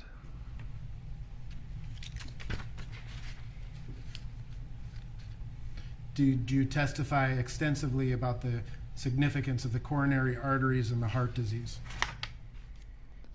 I'm not sure what you mean by the word extensively, Counselor. If we need to pull out the transcript, we can. I'm not sure what the word extensively means in this context. Okay. You talked about the issues surrounding Mr. Floyd's death involving his coronary arteries, right? Again, I can't quote you the grand jury transcript, but if you'd like to pull it out, I'd be happy to refresh my memory. Sure. I'm almost certain it had to have come up.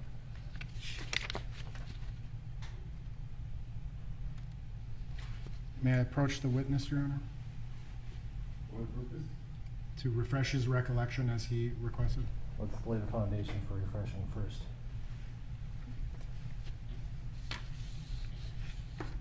In this proceeding, did you testify about, do you recall testifying about how the coronary arteries work relevant to providing the heart with blood? I'm almost certain that I would have. I can't imagine that I didn't, but I don't recall how extensively that took place without looking at the transcript again. Would looking at the transcript refresh your recollection about your testimony in that connection, in connection with it? May I approach?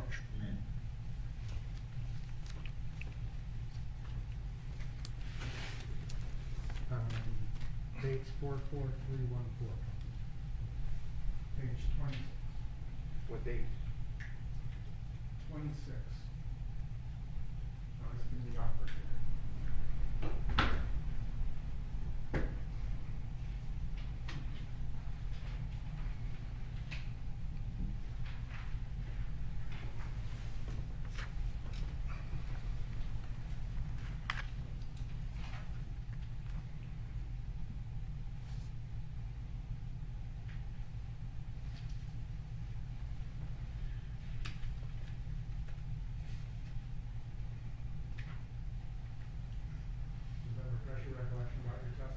It does.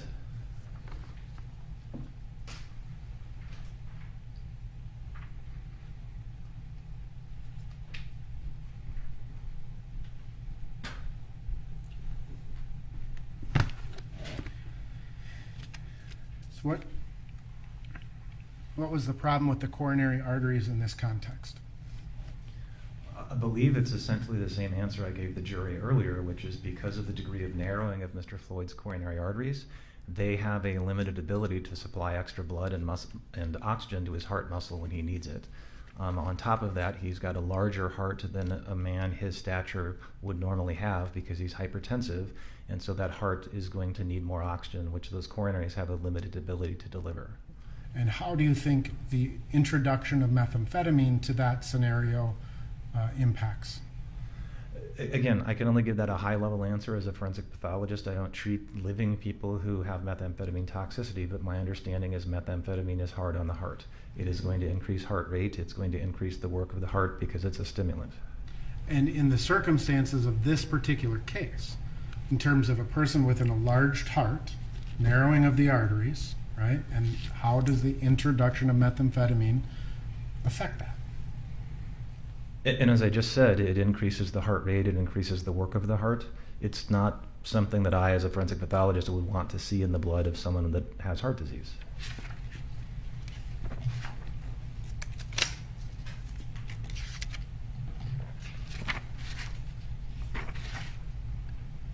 Did you describe it as a multifactorial process, the death of Mr. Floyd? That certainly sounds like something I would have said, yes. And then you testified a second time, correct? To the federal grand jury? Yes. Yes, I did. And that was in February of 2021? Yes. And ultimately, you deferred to experts far more extensively in that second testimony than the first, correct? So the short answer to that is yes. The long answer is I believe I deferred to a pulmonologist repeatedly because there were so many questions about things like gradations of chest wall movement and would this, that, or the other thing impair a person's ability to breathe. And at some point, I clearly said, look, this is outside the scope of my expertise as a forensic pathologist. I think a pulmonologist would be better equipped to answer that question. I'm going to say I said the word pulmonologist at least a half dozen times in that testimony. Do you recall deferring also to emergency medical doctors? Again, it would depend on the context of the question, but I know I did reference emergency medicine doctors because some of the questions were like, when do you think Mr. Floyd really died? How about cardiologists? Yes, if the question was specific to an area that would clearly be a cardiologist's expertise, I'm quite sure I would have referred to them as well. Thank you, Your Honor. I have nothing further. Mr. Blackwell.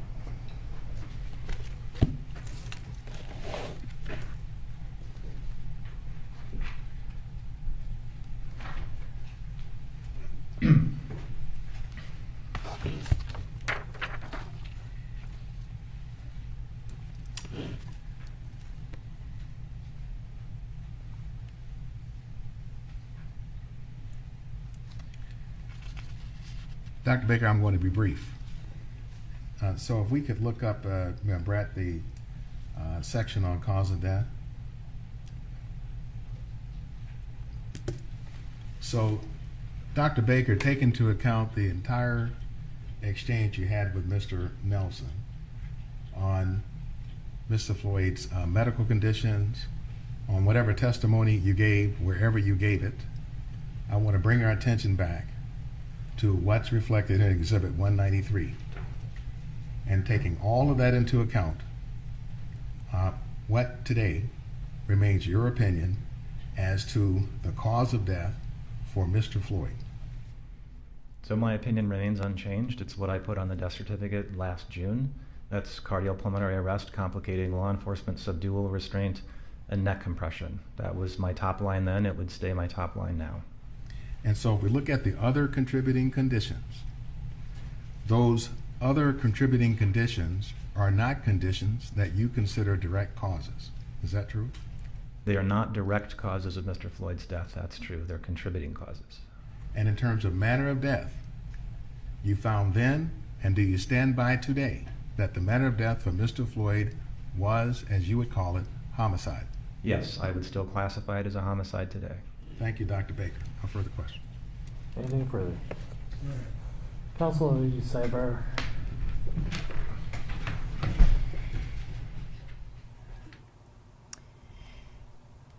There's a sidebar going on right now that concludes that redirect by the prosecutor, Jerry Blackwell, trying to get a very clear and firm answer, leaving no other room for interpretation from Dr. Andrew Baker, who, of course, conducted that autopsy, with the focus being that the direct cause of George Floyd's death was essentially that knee on the neck, that pressure on the body by Derick Chauvin. Of course, they didn't use that language because it is this this clinical language that they're using, but trying to push back and show that the other contributing factors or other elements about George Floyd's health, be it his larger than average heart, be it his heart disease, be it his drug use, that they were not the cause of his death.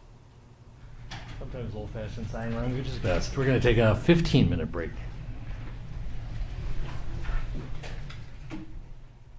A 15-minute break now. You're watching live coverage from the Washington Post. I'm Libby Casey. Stay with us. We'll, of course, go back to the courtroom when they resume. For now, though, I'm with my guests from the Washington Post, Eugene Scott, Rhonda Colvin, James Homan.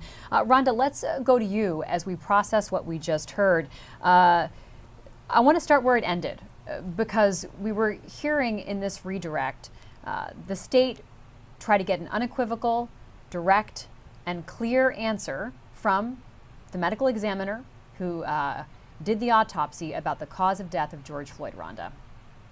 That's right, and that was probably to put an end to this witness testimony in very clear terms that he has not wavered from his report, his initial report, and he said that he ruled it a homicide, and his language was it was due to neck compression.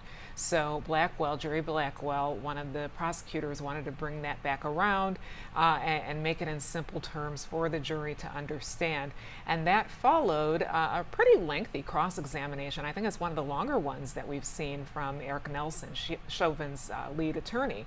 And he jumped around a little bit, but he did have some points that the defense could, use as a win of sorts, where he appeared to want to point out what he may have thought were inconsistencies in Baker's reports. He talked about how Baker had a meeting with county attorneys and asked Baker about that, and he said he told them that he didn't find any anatomical evidence of asphyxiation, so that was something that the defense could certainly use in their argument. And he also asked Dr. Baker if Chauvin's knee on his neck anatomically could cut off Mr. Floyd's airway, and Dr. Baker said, in my opinion, no. So those are things that came out of that cross-examination that does help or bolster the argument from the defense. James, let's go to you for more on that. And one thing we heard say with clarity at the end there, that the medical examiner would still say this is a homicide, right? And that's language that we can all understand, right? It's sort of boiled down and clear cut, and the prosecution gets to go into this break now with that being the last thing the jury heard. Yeah, they do, and that is the top line thing. I mean, I think that the reason that the cross-examination was so long is that Eric Nelson got quite a lot to work with next week as he starts to make his case and uses his own experts to create some reasonable doubt. I think the big takeaway that I'm sure we'll hear a lot more of from Eric Nelson was he got the medical examiner to say that he has ruled people as having died of fentanyl overdoses when they had 3 nanograms per milligram, so 3 milligrams in their system. And George Floyd had 11 milligrams of fentanyl in his system. Now, you heard the Dr. Baker kind of clarify that, say tolerance matters. In other circumstances, it would be a fatal level, but that's a number that Eric Nelson will certainly circle back to, and it does plant a seed of doubt in that defense of trying to say George Floyd was so high on drugs that he would have died anyway. Nelson scored some points.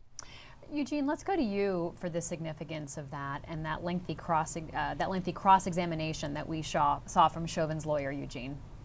Well, it was quite telling that Baker wanted to make it very clear that his initial conclusions did not change despite, hearing pushback from Nelson or other factors that the defense lawyers believed could have played a role in the death of Floyd. And it was also a great, quite frankly, hearing Baker talk about limiting his conclusions to his own expertise. He really saw other experts because things were outside of the scope of the area that he studied. But from the conclusions that he knew, from the information he received, and from what he experienced, he made it very clear that it was the knee from Chauvin that he believed that ultimately caused Floyd's death.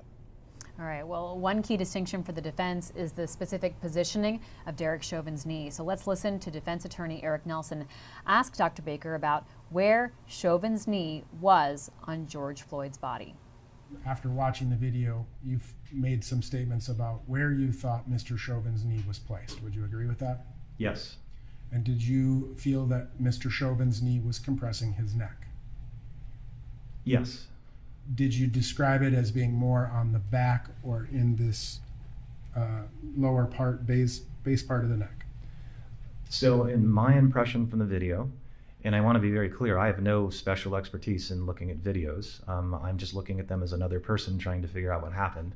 In my opinion, it would appear that Mr. Chauvin's knee was primarily on the back or the side or the area in between on Mr. Floyd's neck. Did you see any evidence that he was occluding the carotid artery? It did not appear to me on the video that his knee would have been able to occlude the carotid artery. Even if it were, normal people have 2 carotid arteries, and the unoccluded carotid artery would continue to supply blood to the brain. That's from the testimony, the cross-examination today. Okay, James, so let's talk about how significant that is, because there was once again a focus on bruising and a lack of bruising. We did hear Dr. Baker say, while I didn't find bruises on the back, for example, I wouldn't necessarily find them, right? He kept saying, well, I didn't find it, but that doesn't say, it's not conclusive that I didn't find bruising on the neck or bruising on the back. Where does that put us? Yeah, absolutely. It puts us in a place, where he said, it almost doesn't matter where exactly the knee was. Obviously, you see why the defense is focusing on the idea that it was just below the neck on the back and not on the carotid artery. But ultimately, he says it's still that compression that stopped him from being able to breathe. But Dr. Baker said that he paid special attention to the neck, Libby, noting that when the investigators called him and gave him what he called a high-level briefing, that they said that there was a neck issue. And so he took special care to pay attention to it. Obviously didn't see the bruising, but he acknowledged that having someone in the prone position in and of itself isn't necessarily deadly, which everyone kind of intuitively knows. But his examination showed that maybe it's not exactly what some of the witnesses said yesterday. And ultimately, the charge isn't that he crushed his neck. The charge is that he asphyxiated him.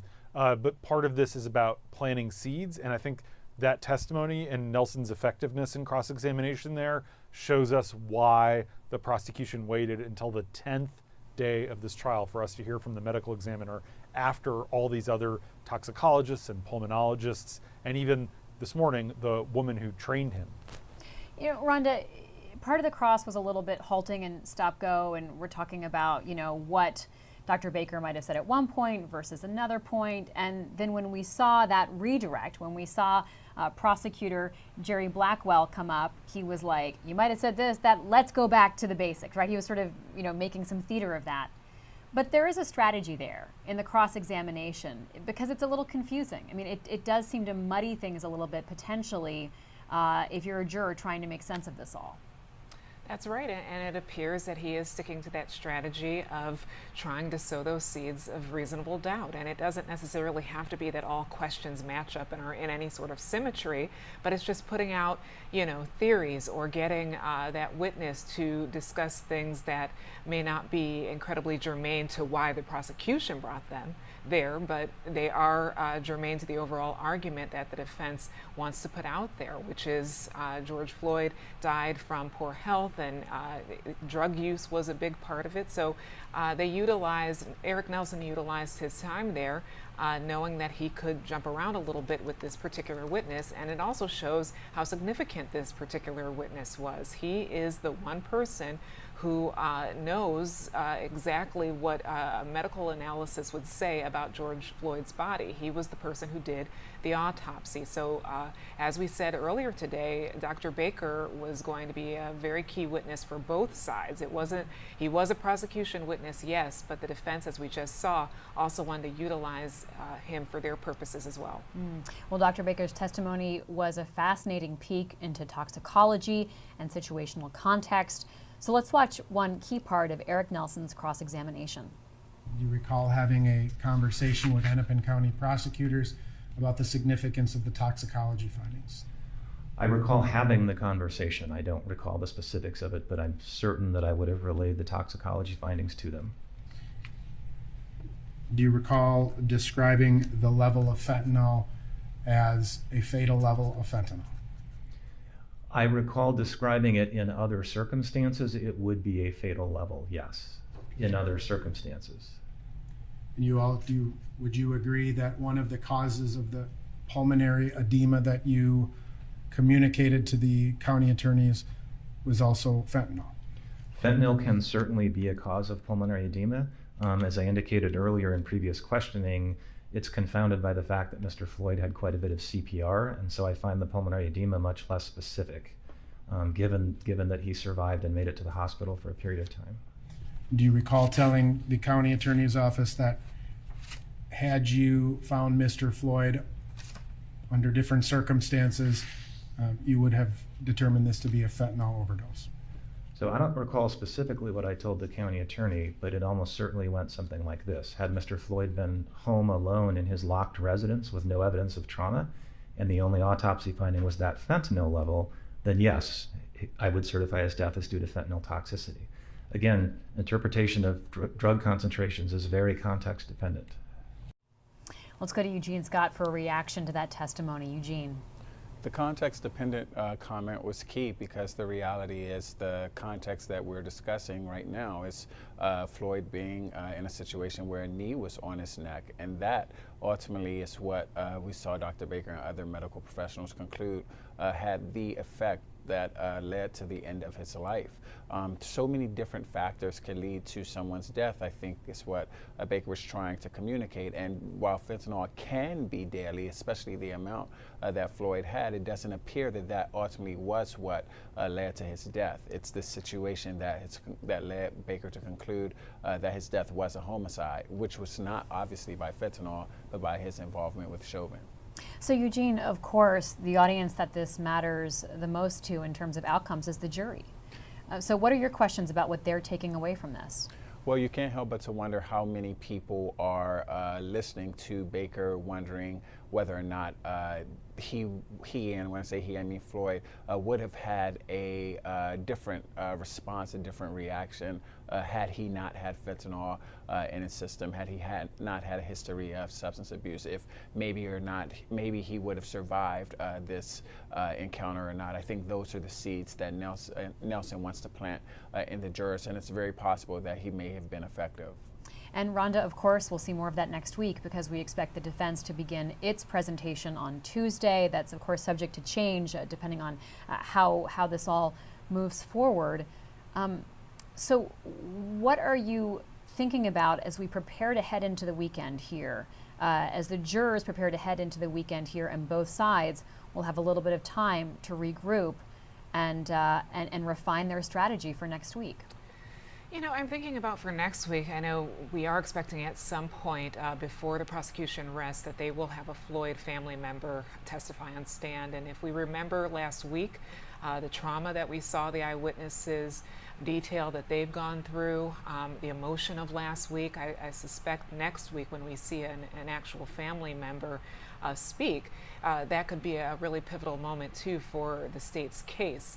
When it comes to the defense, what I'll be watching for next week when they pick up for their side of things, they are probably going to really continue locking in on that drug argument that Mr. Floyd was in poor health, he was on drugs, and that is what led to his death. And they, I'm sure, are prepared with their own witnesses who can highlight those things. They will potentially use some of the things that they've heard in the last 2 weeks and use that to what they feel might be their advantage. I know that they are also, they have said that they are going to utilize videos and tapes, so we probably will see more body cam or perhaps things that we have not seen yet. But I think they know, since they are able to present their case last, that they do have the benefit of being the last to appeal to the jury. So I'm looking forward to hearing Mr. Floyd's family members, even though it may be very emotional, but hearing their takeaway and what type of person he was, and bring this back to a human level, is going to be very important. But I'm also looking to see what the defense is going to do next. You know, let's bring James into this. James, ultimately, there is the video that shows Officer Chauvin pinning George Floyd to the ground, despite his cries for help, for minutes after a pulse is no longer detected. We've heard witnesses talk about, expert witnesses talk about being able to pinpoint the moment where he stops breathing. Yeah.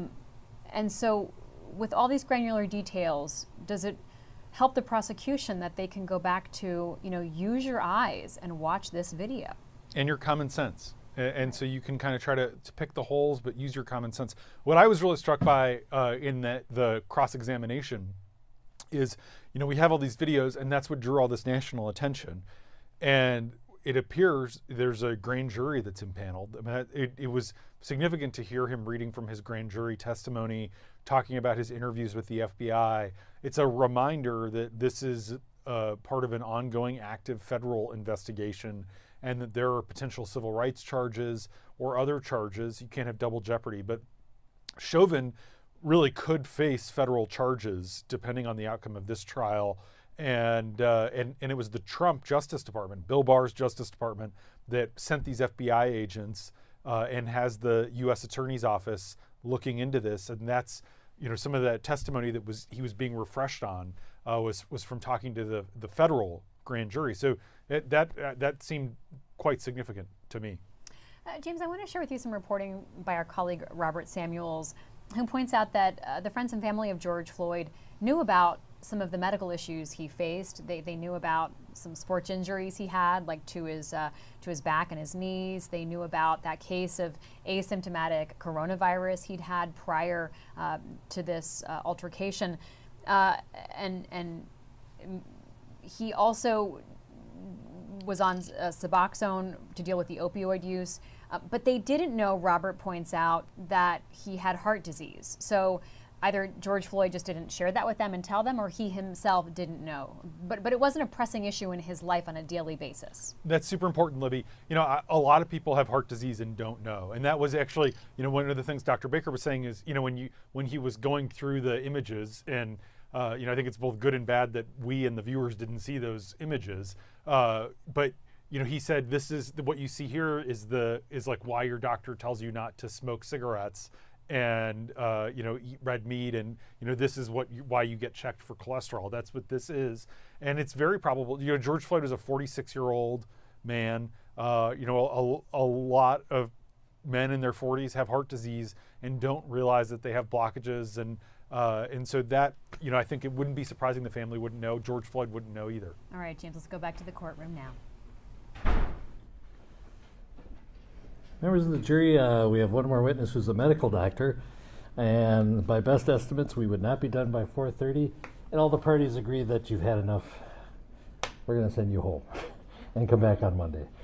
So we would probably be here past 5 o'clock if we go to the next witness, and it's been a long week for everybody, so let's all go home, have a good weekend. Don't talk to anybody about the case, and don't read any media, and we'll see you Monday. Let's shoot for 9:15. Actually, it's going to be at least 9:30, so because we have legal issues to talk about before that. But so it'll be 9:30, but you can do your usual routine. Thank you. And with that, court is done for the day, done until Monday morning. The jurors left with the final testimony of the week from the medical examiner, the one who performed the autopsy, Dr. Andrew Baker. You could hear there Judge Cahill, who'd wanted to get the jury out earlier tonight than the late evening they had yesterday, saying that they're going to wrap it, they're going to hold that last medical expert witness and not hear from that witness today. Let's go to Eugene Scott for where the jurors sort of are mentally. We can only imagine, of course, because we're not talking to them or hearing from them or seeing them, but what they're left with as they head into this 2-day break from the intensity of the trial. So probably lots of thoughts and questions that they may not be able to get answered until obviously the trial resumes on Monday. This was an opportunity this past week for prosecutors to communicate to jurors that people very familiar with what it takes to make conclusions about the cause of someone's death concluded that it was ultimately Derick Chauvin's knee that led to the death of George Floyd. Prosecutors just filled the stands with witnesses, experts from law enforcement to the medical community, repeatedly trying to make a strong case and leave little doubt in the jurors' minds. And it'll be interesting to see what happens next week when family members and other individuals testify, especially when they get, put themselves in the position to have to answer questions from Nelson. If any of that leads to any changes of minds in jurors, that's something we obviously won't completely know, as we don't know where they are right now, but we know that things could go in a different direction in a few days. Rhonda, last week was so intense for jurors because they were hearing from people who witnessed George Floyd's death, who saw the whole thing unfold, some of them minors. But this week was intense as well, especially because today those jurors were seeing autopsy photographs that we ourselves didn't see. And we were hearing them talked about in the courtroom, talking about abrasions to George Floyd's face, details of how his body was injured, the literal physical markings that this left on him. That's really hard to go through. Right, and I have been thinking about the jury. Of course, we don't know who they are. We won't until this wraps and the judge deems it's an appropriate time to release their names. But just looking at the sketch of what we do know about them, all of them are just lay people. They are people who wanted to be a part of their civic duty. I know during the jury selection process, a few of them said that they wanted to be on a jury because of that. They felt it was their duty. But this is a hard jury to be on, and there's also a lot of pressure too, external pressure, because the whole world is watching what these 12 people decide when we get to that deliberations point. And they've been through so much in just the last 2 weeks. Of course, the emotional testimony of last week. You have a few mothers on the jury. There were a couple mothers of teenage kids. There is a nurse. There are people who could identify with a lot of those eyewitnesses who were on the stand last week. And then hearing this week, yes, these medical perspectives, but let's go back to Monday when you had the chief of police on the stand and detailing how this was unethical, what Chauvin had done, and also other officers who said the same thing. It's really been something that I could imagine that if I were in that place as a juror, it would be tough to sit through this for the last 2 weeks. And then, of course, they'll then turn their attention to the defense's arguments next week. But it's something to really think about, that when people sign on to be jurors, they have to take in a lot. And this case, with its historic nature and the magnitude of it, it's got to be tough for those 12 jurors. James, let's go to you for more on where this case leaves off before this 2-day break. Yeah, I think it is. This is what is going to be on the minds of the jurors all weekend. They'll, that final redirect that we've been talking about from the prosecutor Baker, I think is going to be top of mind, which is that ultimately they've kind of gotten out. This was the witness that the prosecution has been most nervous about this week, and now they've got him kind of checked off, and he clearly independent-minded, clearly telling it like it was. In some ways, that gives him more credibility. The fact that he wasn't perfect for either the prosecution or the defense, but ultimately coming down with this top line, that was the words he used, top line conclusion that this was homicide, that it was because of compression from the police. That will be the takeaway that is going to stick with the jurors, and ultimately the standard that the prosecution has to show is that the kneeling was a substantial cause in George Floyd's death.